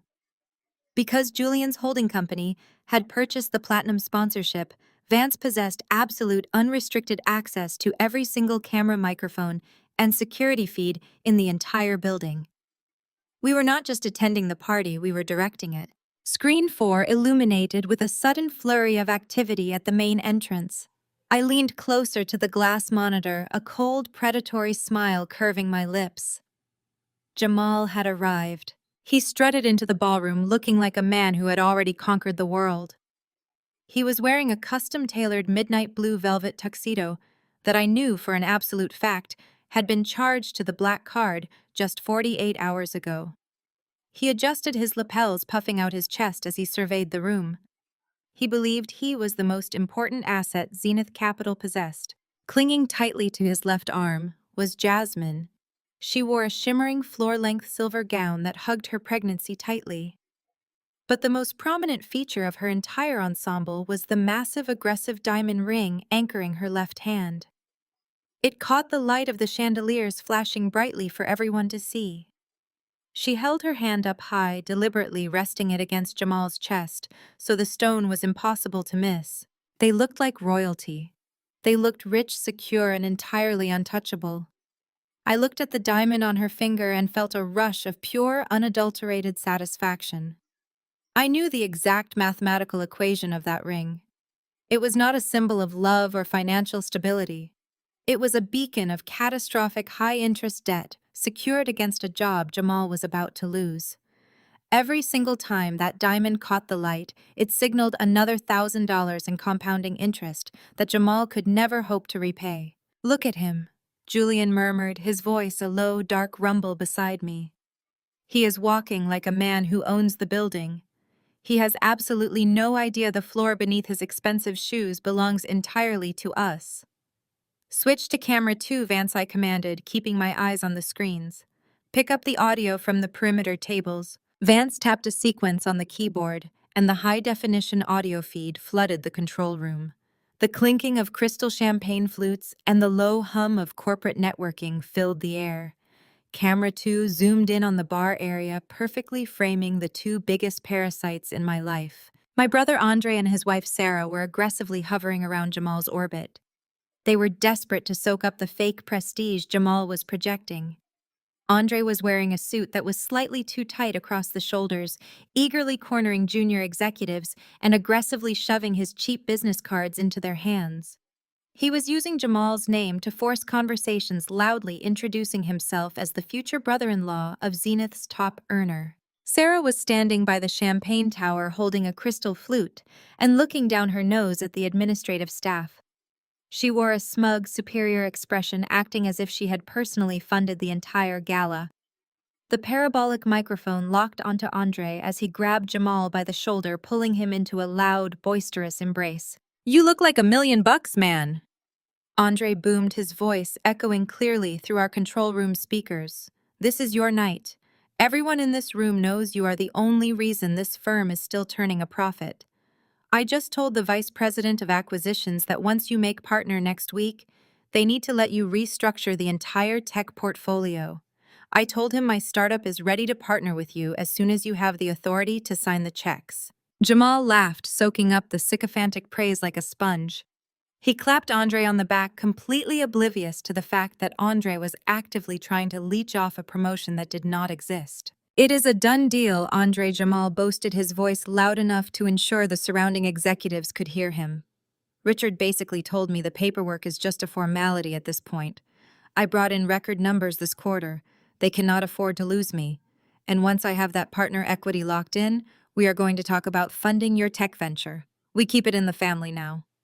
I let out a sharp, genuine laugh that bounced off the acoustic panels of the control suite. "He is promising venture capital funding to your brother," Julian said, shaking his head in sheer disbelief.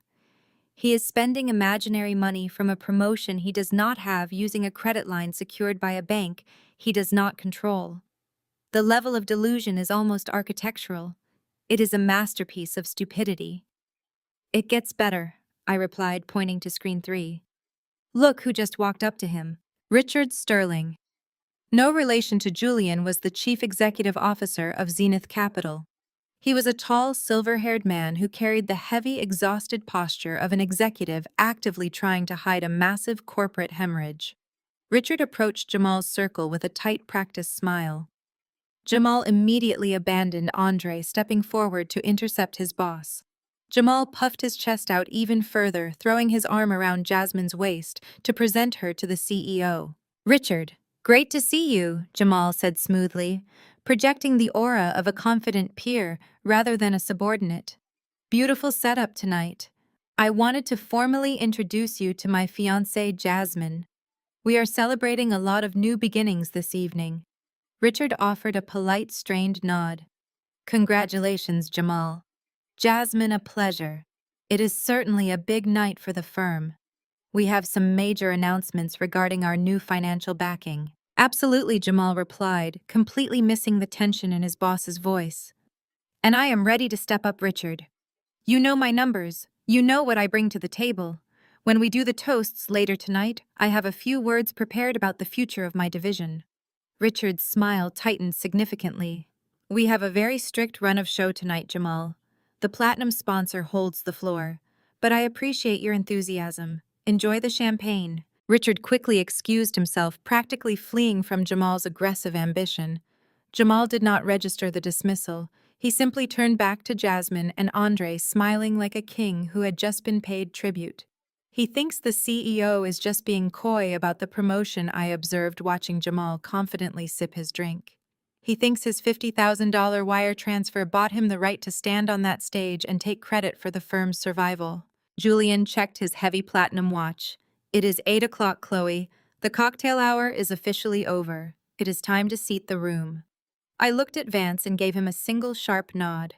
Lock it down. Vance tapped a glowing red button on his console. Through the glass monitors, I watched the execution of our first command. The massive, heavy oak doors of the ballroom were smoothly and simultaneously pulled shut by the security detail. The sharp, heavy thud of the latches engaging echoed over the audio feed. Nobody was coming in, and more importantly, nobody was leaving. The brilliant, blinding light of the crystal chandeliers instantly dimmed, plunging the perimeter of the room into a moody, dramatic shadow. A single sweeping spotlight cut through the darkness, illuminating the central seating arrangements. A smooth, professional voice echoed over the state-of-the-art sound system, requesting that all guests take their assigned seats for the commencement of the evening's program. Jamal immediately grabbed Jasmine's hand. He turned to Andre and Sarah, flashing a highly arrogant, triumphant grin. Time to take our throne, Jamal announced loudly. I watched on camera one as Jamal confidently marched his entourage past the silver tier tables, bypassing the gold tier seating and heading straight for the velvet-roped VIP section at the very front of the stage. He found his table marked with a heavy silver placard. It was an excellent table. His $50,000 wire transfer had indeed purchased him prime real estate. Jamal pulled out Jasmine's chair with a flourish, kissing her cheek as she sat down. Andre and Sarah quickly took the seats beside them, visibly vibrating with excitement at being so close to the epicenter of corporate power. Jamal buttoned his velvet jacket and sat down, looking around the room with absolute supremacy.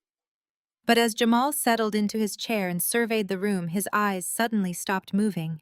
I watched his arrogant smile falter.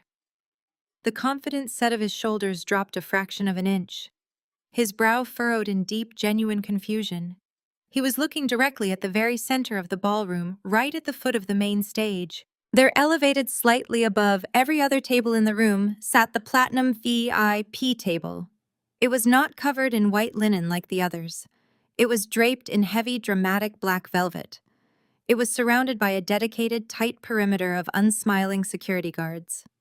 The floral centerpiece was twice the size of any other in the room. It was the absolute, undeniable focal point of the entire Zenith Capital Gala, the seat of ultimate authority and power. And it was completely, entirely empty.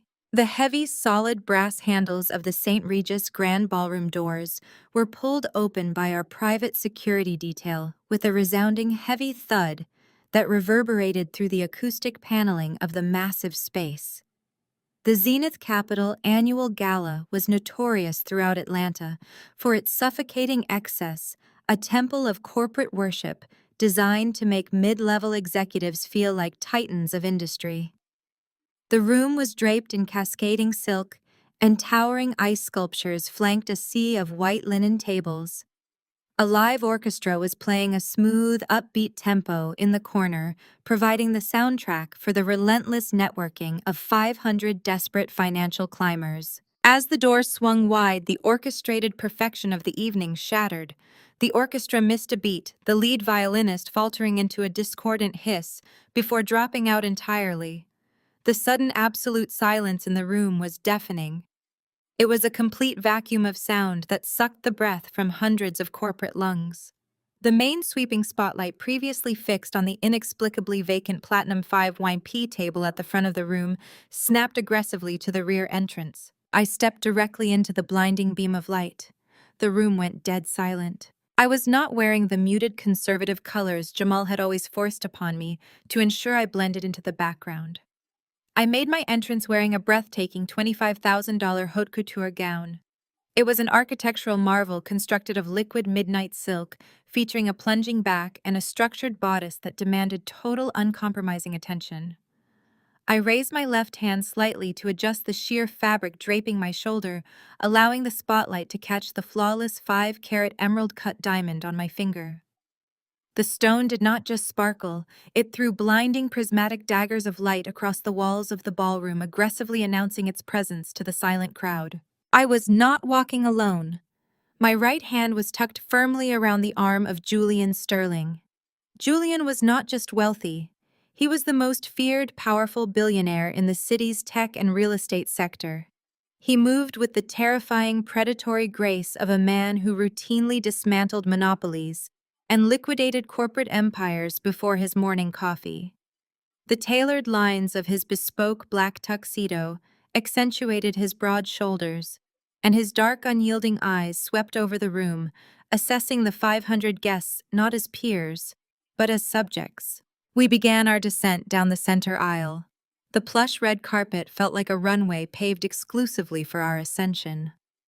As we moved, the dead silence of the room fractured into a tidal wave of panicked, hushed whispers. Senior partners of Zenith Capital men who had previously ignored my existence at corporate dinners took physical steps backward to clear our path.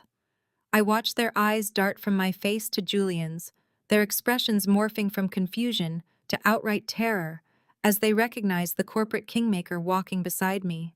Through the parting sea of guests, my eyes locked onto the front of the room. Jamal was standing near the edge of the velvet-roped VIP section, holding court in his custom midnight blue tuxedo. He had spent the last hour loudly boasting about his imminent promotion to anyone who would listen, parading Jasmine around the tables to show off her massive, entirely debt-financed engagement ring. I watched the exact second Jamal registered my presence. The cognitive dissonance short-circuited his brain. He could not comprehend the visual data in front of him. In his rigidly constructed, arrogant reality, I was currently sitting in a cheap motel room, crying over his rejection, ruined and completely destitute.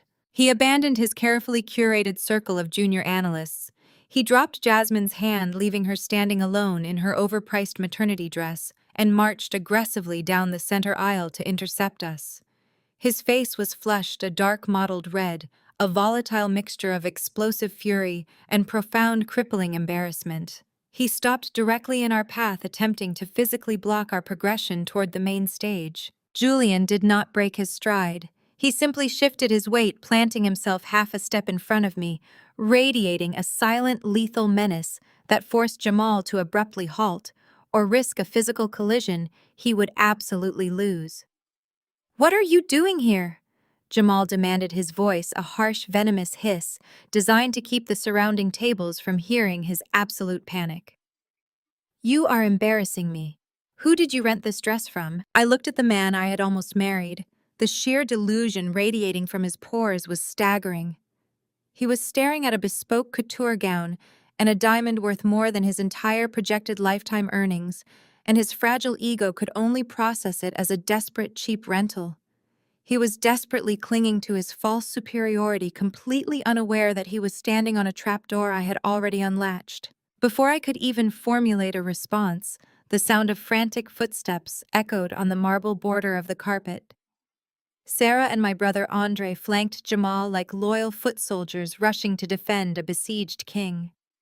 They had spent the entire evening hovering around Jamal's orbit, soaking up the fake prestige and aggressively networking with executives completely oblivious to the impending corporate implosion. Sarah crossed her arms, looking me up and down with a sneer that twisted her features into an ugly, jealous mask.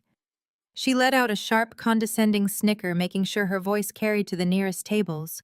"Security is going to escort you out, Chloe," Sarah announced, her tone dripping with unearned arrogance.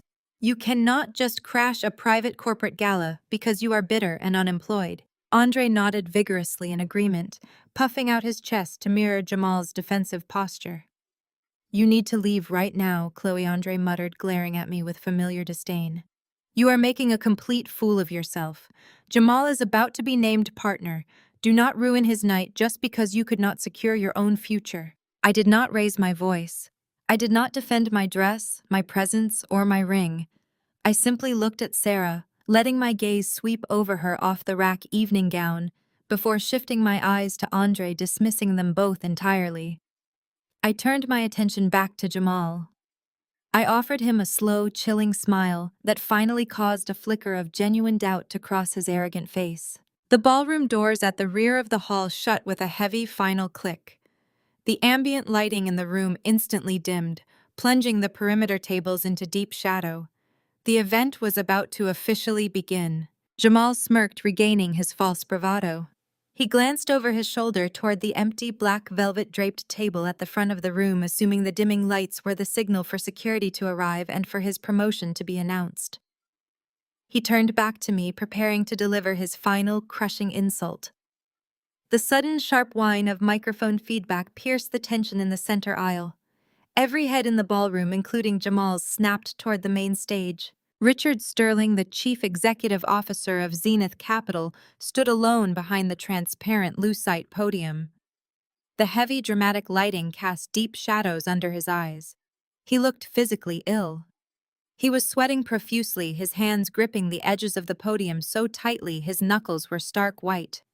He was a man who had spent the last hour reviewing the finalized, inescapable ownership documents of his own company, and he had realized his entire firm was now legally bound to the holding company, controlled by the woman standing in the center aisle. Jamal took a step back from me, adjusting his tuxedo jacket. He looked up at the stage with a greedy, victorious gleam in his eye, ready to hear his name called. Richard leaned heavily into the microphone. He did not look at his notes. He looked directly across the sea of faces, his eyes locking squarely onto mine. "Ladies and gentlemen," Richard projected, his voice trembling slightly, betraying his absolute underlying panic to the entire room. "Before we announce our new partners, please welcome the new majority owner of Zenith Capital, the woman who just bought out our entire board, Mrs. Chloe Sterling." The absolute silence that followed Richard's announcement was so profound, I could hear the hum of the ventilation system high above the chandeliers. The words hung suspended in the chilled air of the ballroom, refusing to dissipate.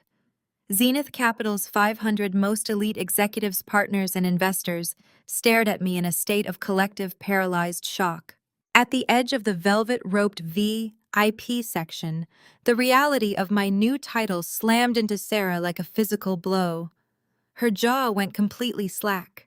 The delicate crystal wine glass slipped directly through her manicured fingers. It hit the polished marble perimeter of the ballroom floor with a sharp, violent shatter. Dark red wine exploded across the pristine white baseboards and splattered directly onto her expensive satin shoes. She did not even blink. She just stared up at me, her eyes wide with a terrifying, dawning comprehension. Julian stepped forward, offering me his arm with a smooth, aristocratic grace. We bypassed Jamal entirely, leaving him frozen in the center aisle with his mouth slightly parted and his hands hanging uselessly at his sides. I did not spare my ex-fiancé a single glance as Julian and I ascended the 3 carpeted steps to the main stage. Richard took a respectful, hurried step backward, completely ceding the transparent lucite podium to me.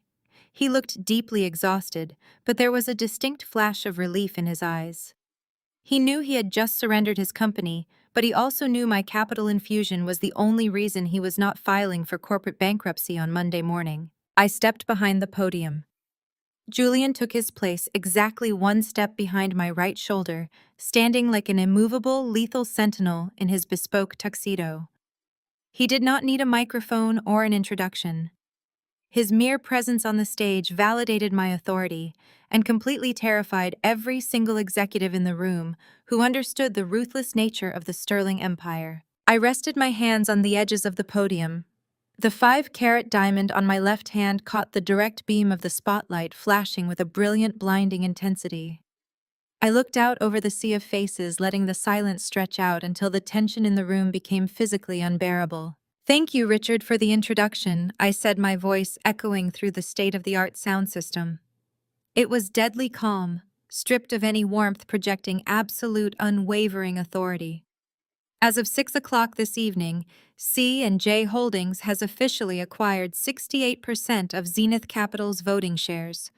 We have assumed your outstanding corporate debt injected a massive wave of liquid capital to stabilize your quarterly projections and completely restructured your board of directors. A low, anxious murmur rippled through the back of the ballroom, but a single sharp look from Julian instantly silenced it.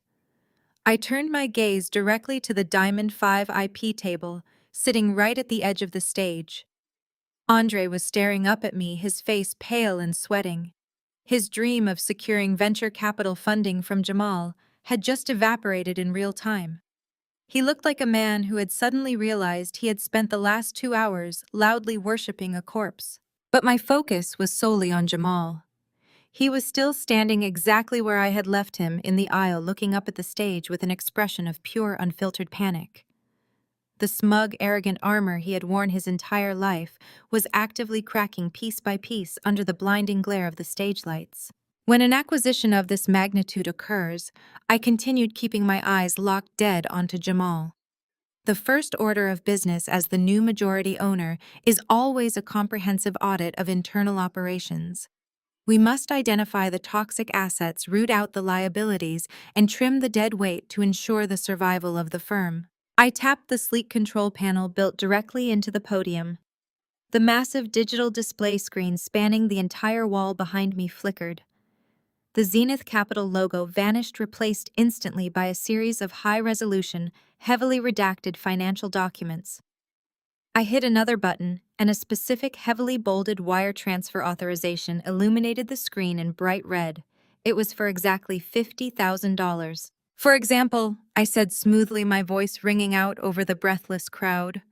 "A functioning firm does not allow mid-level management to use unvested hypothetical corporate equity to secure massive lines of personal credit.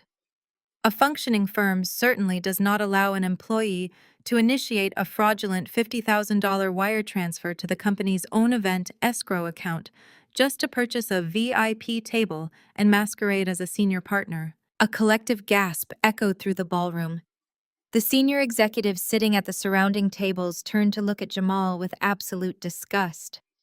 In the cutthroat world of high finance, stealing was bad, but being stupid enough to leave a paper trail on the company's own ledger was a death sentence. Jamal was suddenly radioactive. "Jamal," I said his name, letting it drop into the room like an anvil. He physically jolted, taking a hesitant step toward the stage. "Chloe," he started, his voice cracking, entirely devoid of its usual booming arrogance. "Chloe, this is a massive misunderstanding. You cannot do this. We are a team. I was doing this for us." "Zenith Capital is restructuring," I announced, cutting him off with a surgical precision that echoed off the high ceilings. "And you are fired immediately. You are not being let go due to budget cuts.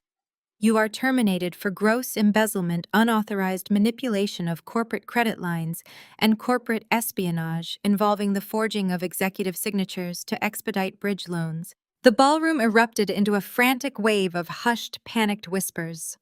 Security guards operating under Vance's direct orders from the control room began quietly moving down the aisles, establishing a tight perimeter around Jamal's table. You spent the last 6 months funding a private fantasy life with a black card you thought belonged to me, I said, leaning closer to the microphone, making sure every single person in the room heard the absolute truth of his pathetic existence. You were so blinded by your own desperate need for status that you never read the collateral agreements.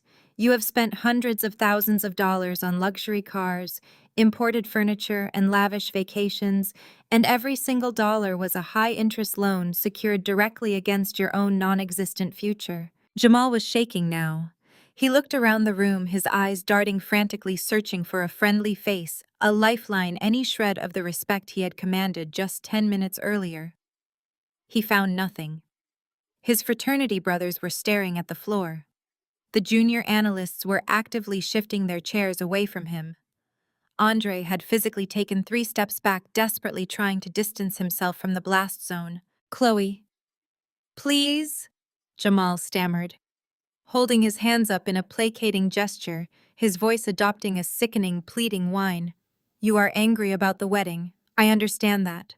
But do not do this in public.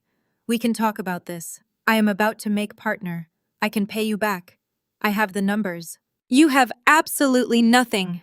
I corrected my tone, dropping to a chilling register that commanded total silence. "Your bank accounts are frozen. Your equity is liquidated to cover the fraud. Your car is currently being repossessed from the valet line outside. You do not own a house. You are a tenant in a property owned by my holding company, and your 30-day eviction notice was nailed to your front door 20 minutes ago." Jamal's mouth worked silently, unable to form words. The reality of his complete unmitigated destruction was finally taking hold. He was financially ruined, professionally blacklisted, and publicly humiliated in front of the entire Atlanta elite. Desperate for any form of validation, any shred of support to anchor his shattered reality, Jamal turned around. He looked frantically at Jasmine, who was still standing near the edge of the velvet rope. "Tell her, baby," Jamal pleaded, his voice cracking with desperate, pathetic hope. "Tell her she is crazy. Tell her we are going to be fine. I am going to bounce back from this. We have each other." I watched from the stage as Jasmine stared up at the massive digital screen behind me. She was looking at the fraudulent wire transfers, the liquidated equity, and the staggering mountain of debt attached to the man standing in front of her. She looked down at the massive 5-carat diamond ring anchoring her left hand. It was no longer a symbol of luxury and security. It was a physical manifestation of bankruptcy. Jasmine looked back up at Jamal. The soft, adoring expression she had worn all evening was completely gone. Her face was a mask of cold, calculating realization. She had played the game for financial security, and she had just realized the vault was completely empty. Without saying a single word, Jasmine took a slow, deliberate step backward. Then she took another. She physically pulled her hand away from Jamal's outstretched arm, turning her back on him completely, and walked rapidly toward the exit. I watched the heavy double doors of the ballroom swing shut behind Jasmine. She did not look back. The rhythmic, echoing click of her heels faded into the carpeted hallway, leaving a profound, suffocating vacuum in her wake. Jamal stood completely frozen at the edge of the velvet rope. His arm was still partially extended toward the empty space where his pregnant, diamond-draped fiancé had been standing just seconds before. The physical manifestation of his fake debt-fueled empire had just walked out of the building, and the terrifying reality of his situation was finally crashing down around him. He slowly turned his head back toward the stage. The arrogant, booming corporate titan who had strutted into this gala was entirely gone. In his place stood a hollow, trembling man whose custom-tailored midnight blue tuxedo suddenly looked like a cheap, borrowed costume. He opened his mouth, his jaw working soundlessly, desperately trying to formulate a defense that could possibly save him from the absolute destruction I was raining down upon his life. I did not give him the chance to speak. I shifted my weight, letting the heavy silk of my haute couture gown pool elegantly around my heels.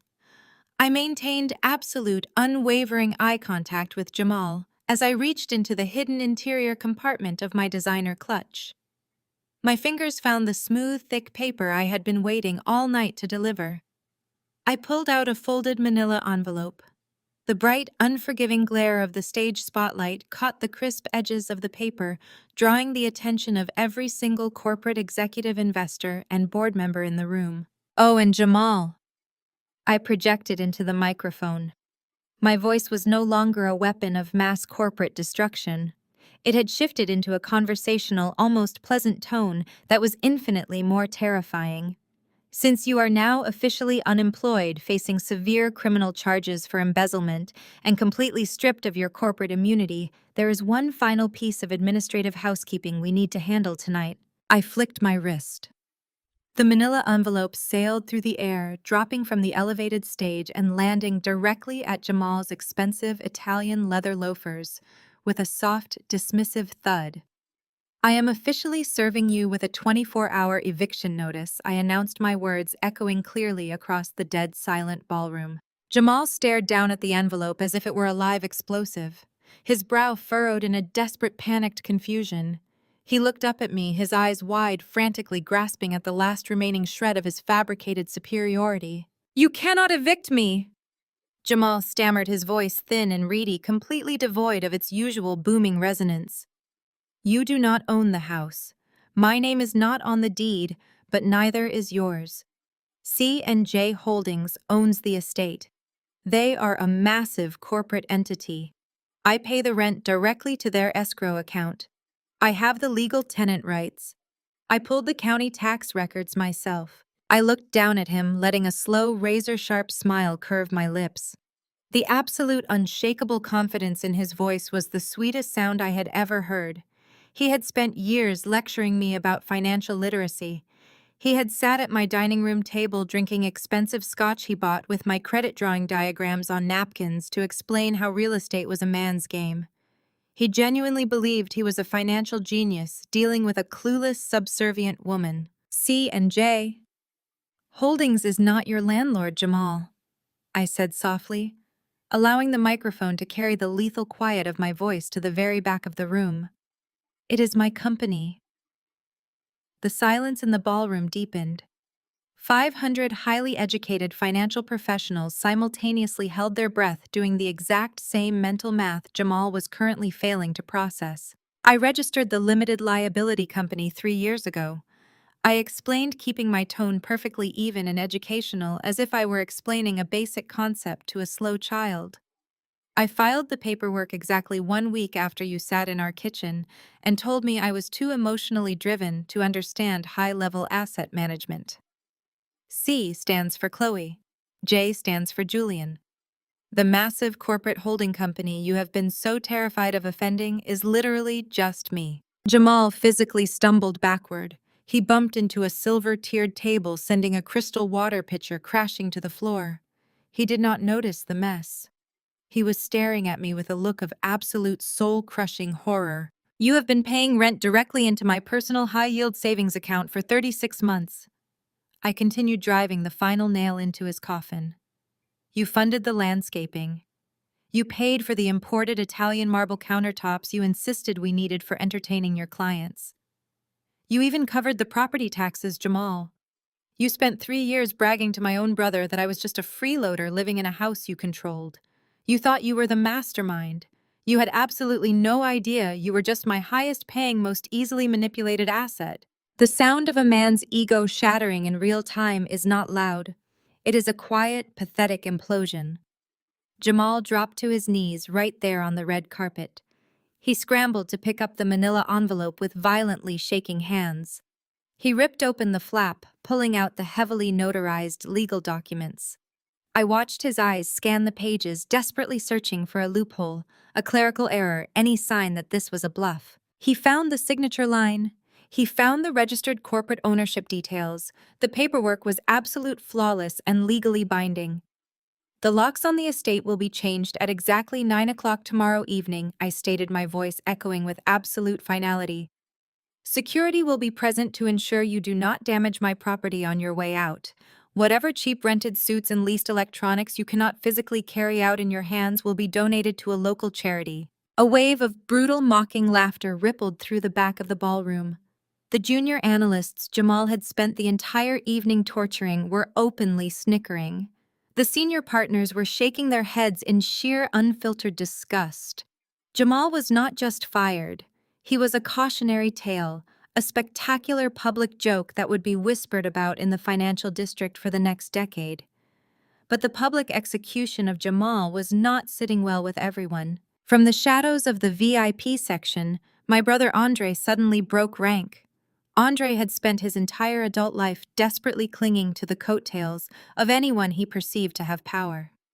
He had pinned his entire fake tech startup, his rented luxury cars, and his entire social identity on Jamal's impending promotion. Now Jamal was kneeling on the floor, a convicted fraudster and a homeless pariah. Andre realized the executives at the surrounding tables were looking at him. They remembered him loudly claiming to be Jamal's business partner just 20 minutes ago. Andre was terrified. He was guilty by association, and he needed to save face. He needed to assert dominance to prove he was not part of the sinking ship. But more than anything, Andre was utterly humiliated that his quiet, obedient sister was the one holding the executioner's axe. "Chloe, that is enough!" Andre bellowed, his voice cracking with a mixture of panic and furious entitlement. He shoved his way past a stunned waiter marching aggressively toward the main stage. Sarah trailed half a step behind him, her face completely drained of color, her eyes darting nervously toward the heavy security detail lining the walls. Andre did not stop at the velvet rope. He marched right up to the base of the stage, his face contorted into an ugly, demanding scowl. He pointed a trembling finger directly at me, reverting instantly to the domineering, patriarchal tone he had used to bully me since childhood. "Chloe, you are taking this way too far," Andre shouted, his voice echoing awkwardly in the massive room. "You are causing a massive scene. This is corporate business, and you are acting like a hysterical, bitter ex-girlfriend. You are ruining Jamal's life over a petty grievance. We are family. You do not do this to family in public. You need to step down from that podium, cancel that eviction, and let the men handle this situation before you embarrass yourself any further." I stared down at my brother. The absolute audacity of his demand was staggering. He was standing in a room entirely owned by my holding company, watching me dismantle a corporate fraud ring, and his first instinct was to tell me to sit down and be quiet. He genuinely believed that the blood running through our veins gave him the ultimate authority to dictate my reality. I opened my mouth to respond, to finally permanently sever the biological anchor tying me to his toxic existence. I never got the chance. Julian moved. He did not rush. He did not raise his hands or shout. He simply descended the 3 steps from the main stage with the terrifying, silent grace of an apex predator. The temperature in the room plummeted.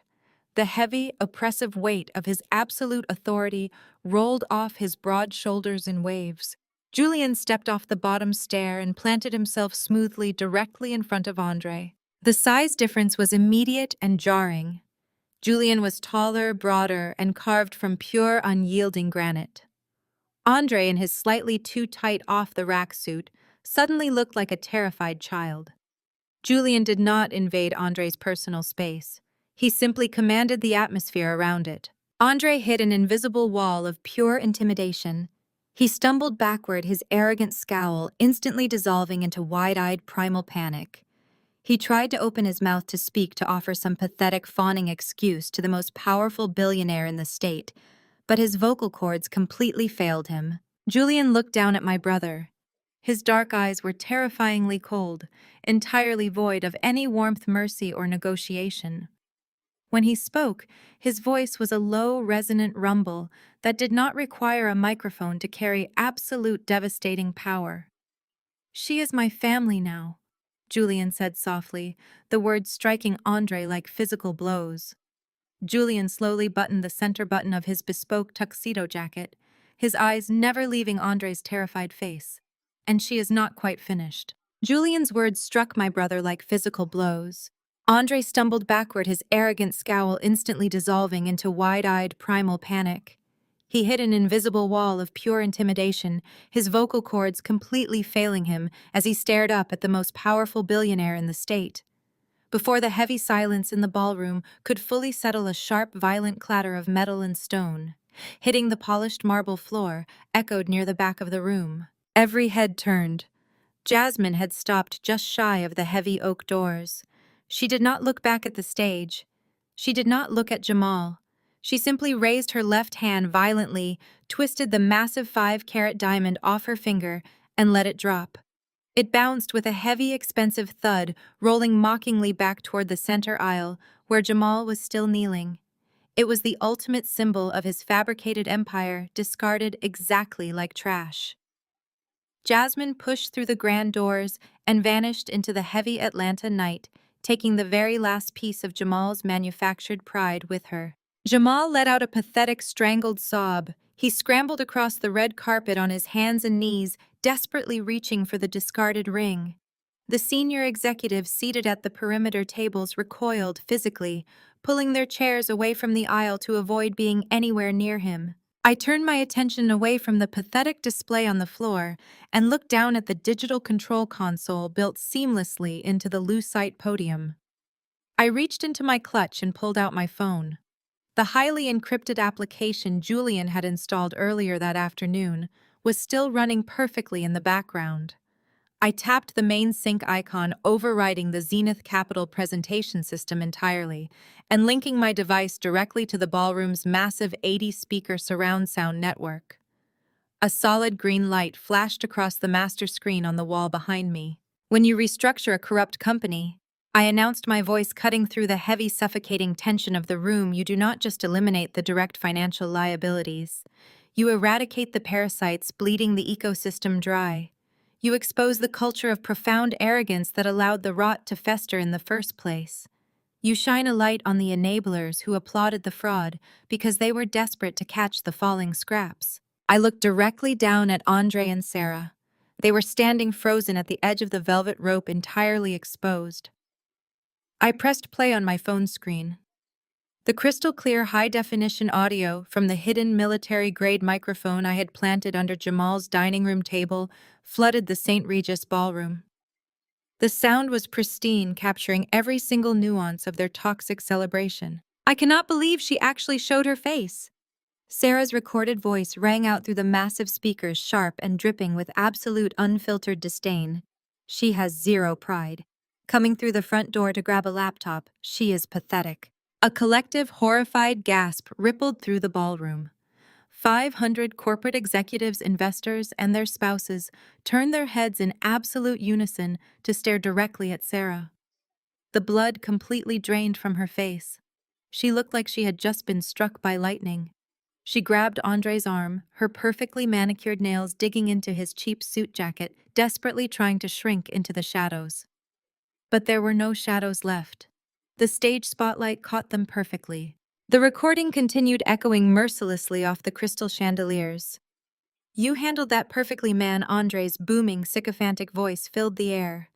You put your foot down. You showed her exactly who is in charge of this house. Did you see her face? She looked completely destroyed. Let her cry. Jamal's recorded voice boasted, full of the deep, arrogant laughter he had possessed just hours ago. She needed a reality check. She thought her little marketing job made her a big shot, but now she has nothing. No job, no husband, no house. The executives in the room were ruthless, calculating capitalists, but they possessed a very strict code of professional decorum.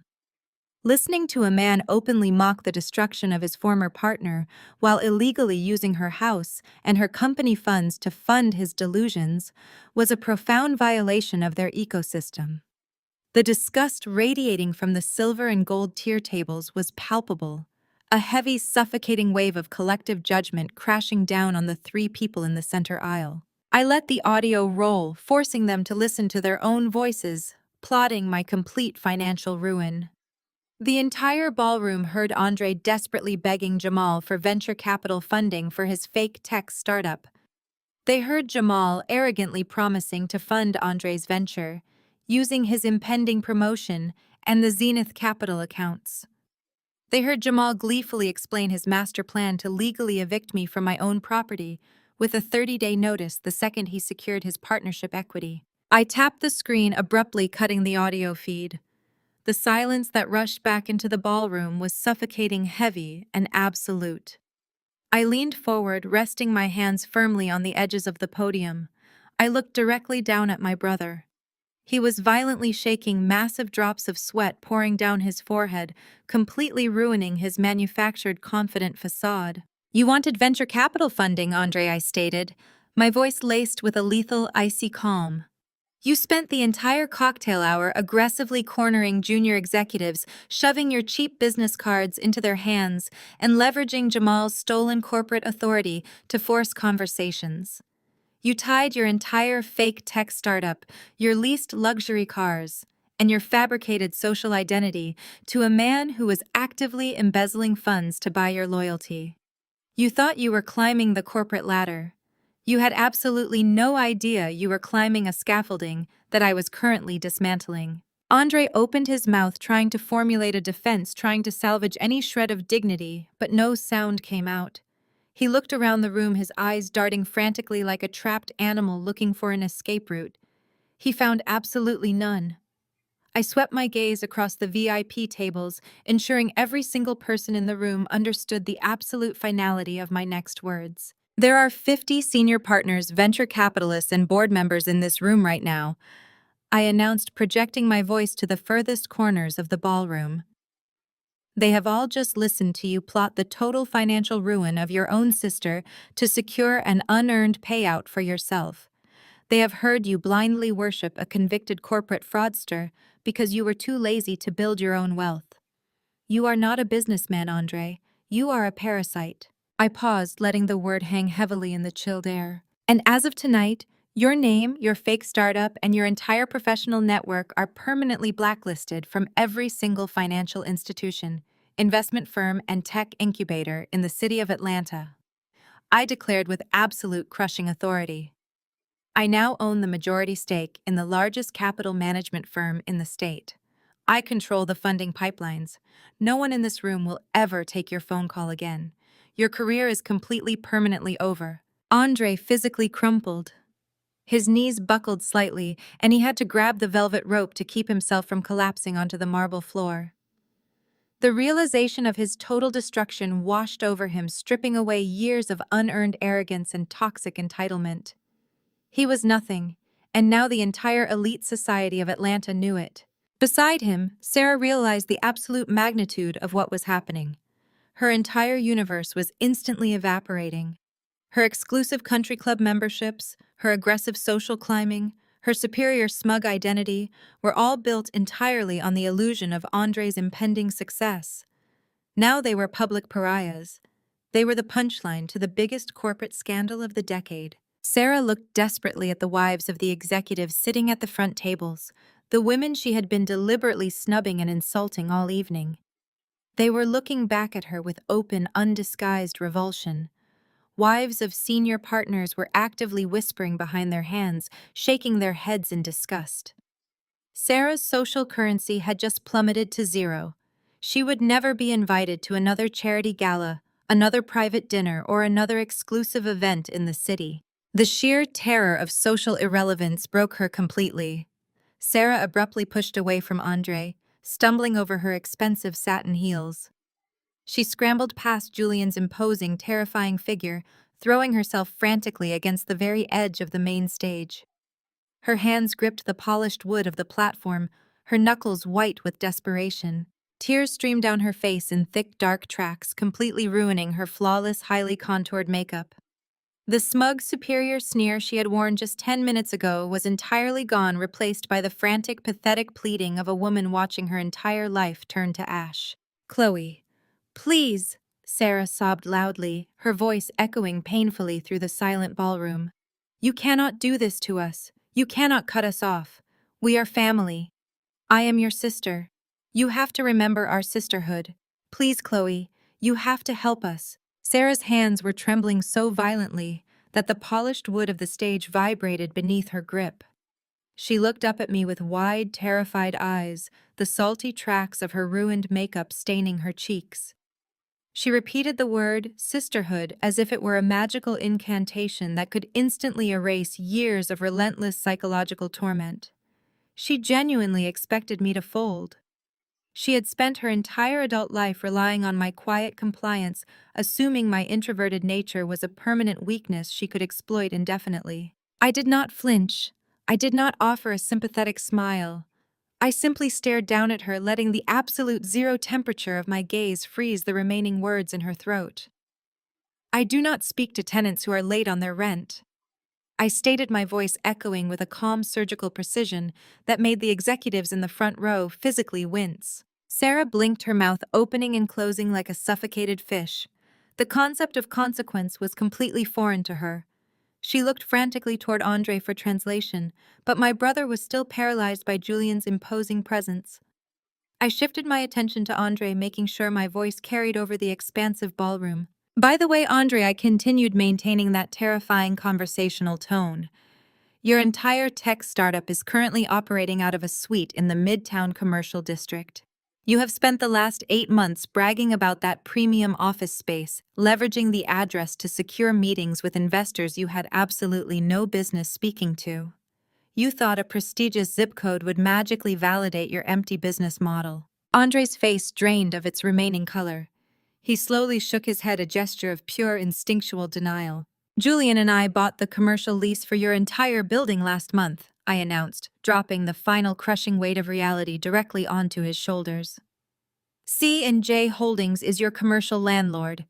Your venture is currently in violation of 4 separate building codes, and you are 60 days delinquent on your operating fees. You have exactly 30 days to vacate the premises. The sound that escaped Andre's throat was not a word. It was a hollow, defeated wheeze. He staggered backward, his knees practically giving way. The illusion of his success was entirely gone.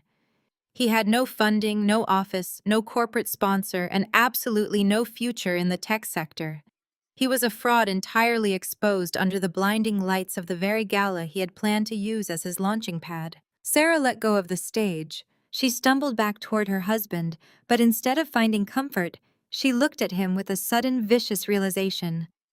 The money was gone. The prestige was gone.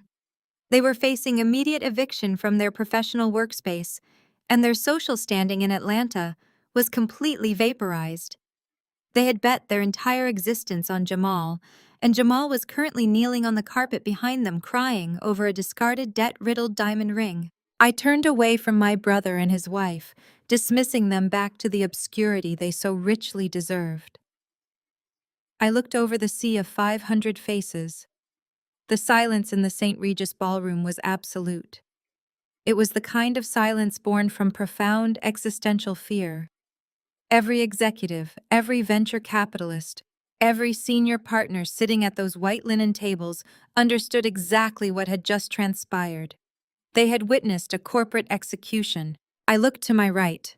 Richard Sterling, the CEO of Zenith Capital, was standing rigidly near the edge of the curtain, his posture perfectly straight, terrified to make a single unauthorized movement. I stepped back from the podium. I picked up the heavy silver-plated microphone and walked smoothly over to Richard. He extended a shaking hand, taking the microphone from my grasp as if it were a loaded weapon. "The floor is yours, Richard," I said quietly, offering him a polite, entirely professional nod. "Please proceed with the evening. I believe you have some new partners to announce. Just ensure they are individuals who actually possess the capital to back up their ambition." Richard swallowed hard, his Adam's apple bobbing nervously against his stiff collar. "Yes, Mrs. Sterling," he replied, his voice barely a whisper. "Absolutely." I turned back to the center of the stage. Julian stepped forward, his dark, powerful eyes sweeping the room one final time before landing on me. The terrifying cold menace that had radiated from his broad shoulders just moments ago instantly melted away. He offered me his arm, his expression filled with a deep, uncompromising pride. I placed my hand in the crook of his elbow. The heavy silk of my haute couture gown rustled softly as we descended the carpeted stairs together. We did not rush. We walked down the center aisle of the ballroom with deliberate, measured grace. The crowd parted before us like the Red Sea. Men who had spent the last decade ignoring my existence bowed their heads in respectful submission. Women who had mocked my conservative wardrobe stared at my $25,000 gown with open, undisguised envy. We passed Jamal. He was still on his hands and knees, his fingers clutching the fake diamond, his expensive velvet tuxedo picking up lint from the carpet. He did not look up. He did not utter a single sound. He was completely broken, a hollow shell of the arrogant tyrant who had once tried to dictate my entire reality. We passed Andre and Sarah. They were already turning on each other. Sarah was whispering furiously at my brother, her face twisted in bitter accusation, while Andre stared blankly at the wall, completely paralyzed by his catastrophic failure. There was no screaming. There were no messy brawls or theatrical physical altercations. There was only the swift surgical execution of karma. I had not stooped to their level. I had simply elevated the battlefield and let gravity do the rest of the work. Vance Julian's massive head of security was waiting for us at the heavy oak double doors. He pulled them open with a smooth, practiced motion.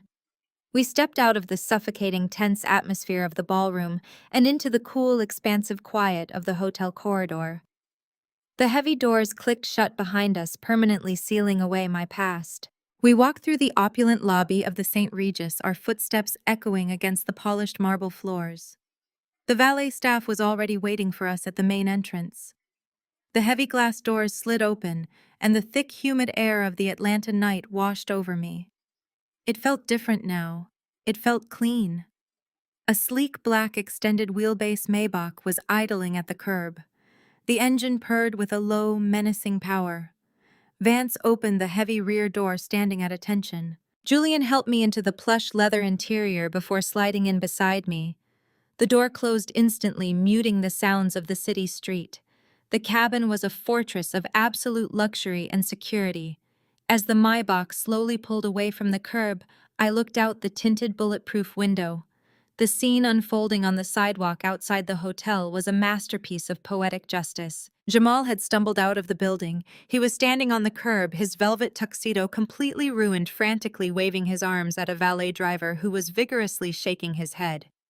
Jamal's luxury sports car had already been repossessed. He was stranded. Andre and Sarah marched out the sliding glass doors seconds later.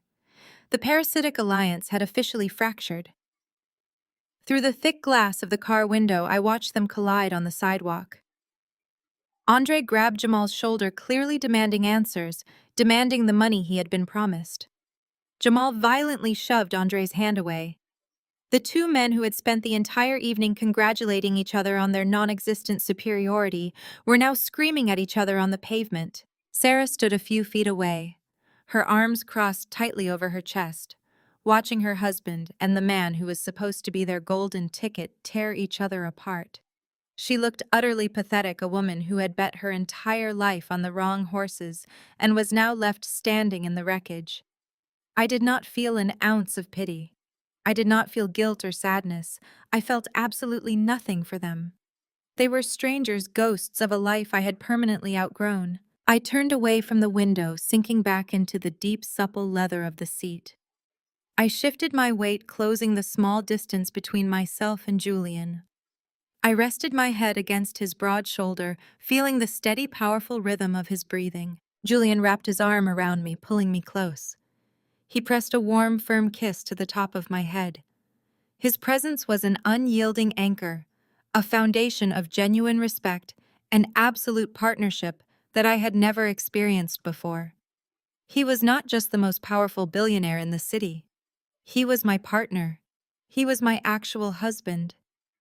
"We did it," Julian murmured, his voice a low, dark rumble vibrating against my shoulder. "Yes," I whispered, closing my eyes. "We did." I took a slow, deep breath. For the first time in 32 years, my lungs filled completely. The oppressive, suffocating weight of my family's expectations, Jamal's toxic arrogance, and the constant draining pressure to diminish my own light was entirely gone. The air inside the Maybach smelled of expensive leather, Julian's rich cologne, and absolute undeniable freedom. I was no longer the obedient, overlooked sister, or the convenient, easily manipulated fiancé. I was the majority owner of Zenith Capital. I was the head of C&J Holdings. I was exactly the woman I had always been destined to become. The Maybach accelerated, leaving the St. Regis, the shattered egos, and the pathetic sidewalk arguments far behind us, driving smoothly into a brilliant, limitless future. The greatest lesson here is that toxic family members and manipulative partners never define your worth. Sometimes, the exact people expected to protect you are the ones who tear you down. Hitting rock bottom is not the end. It is simply a foundation to build an empire of your own making. Financial independence and self-respect remain your greatest weapons. When you stop seeking external validation and quietly invest in your personal growth, you become untouchable. Your ultimate revenge is outgrowing the spaces that once confined you. Have you ever cut toxic ties to reclaim your peace? Subscribe for more stories.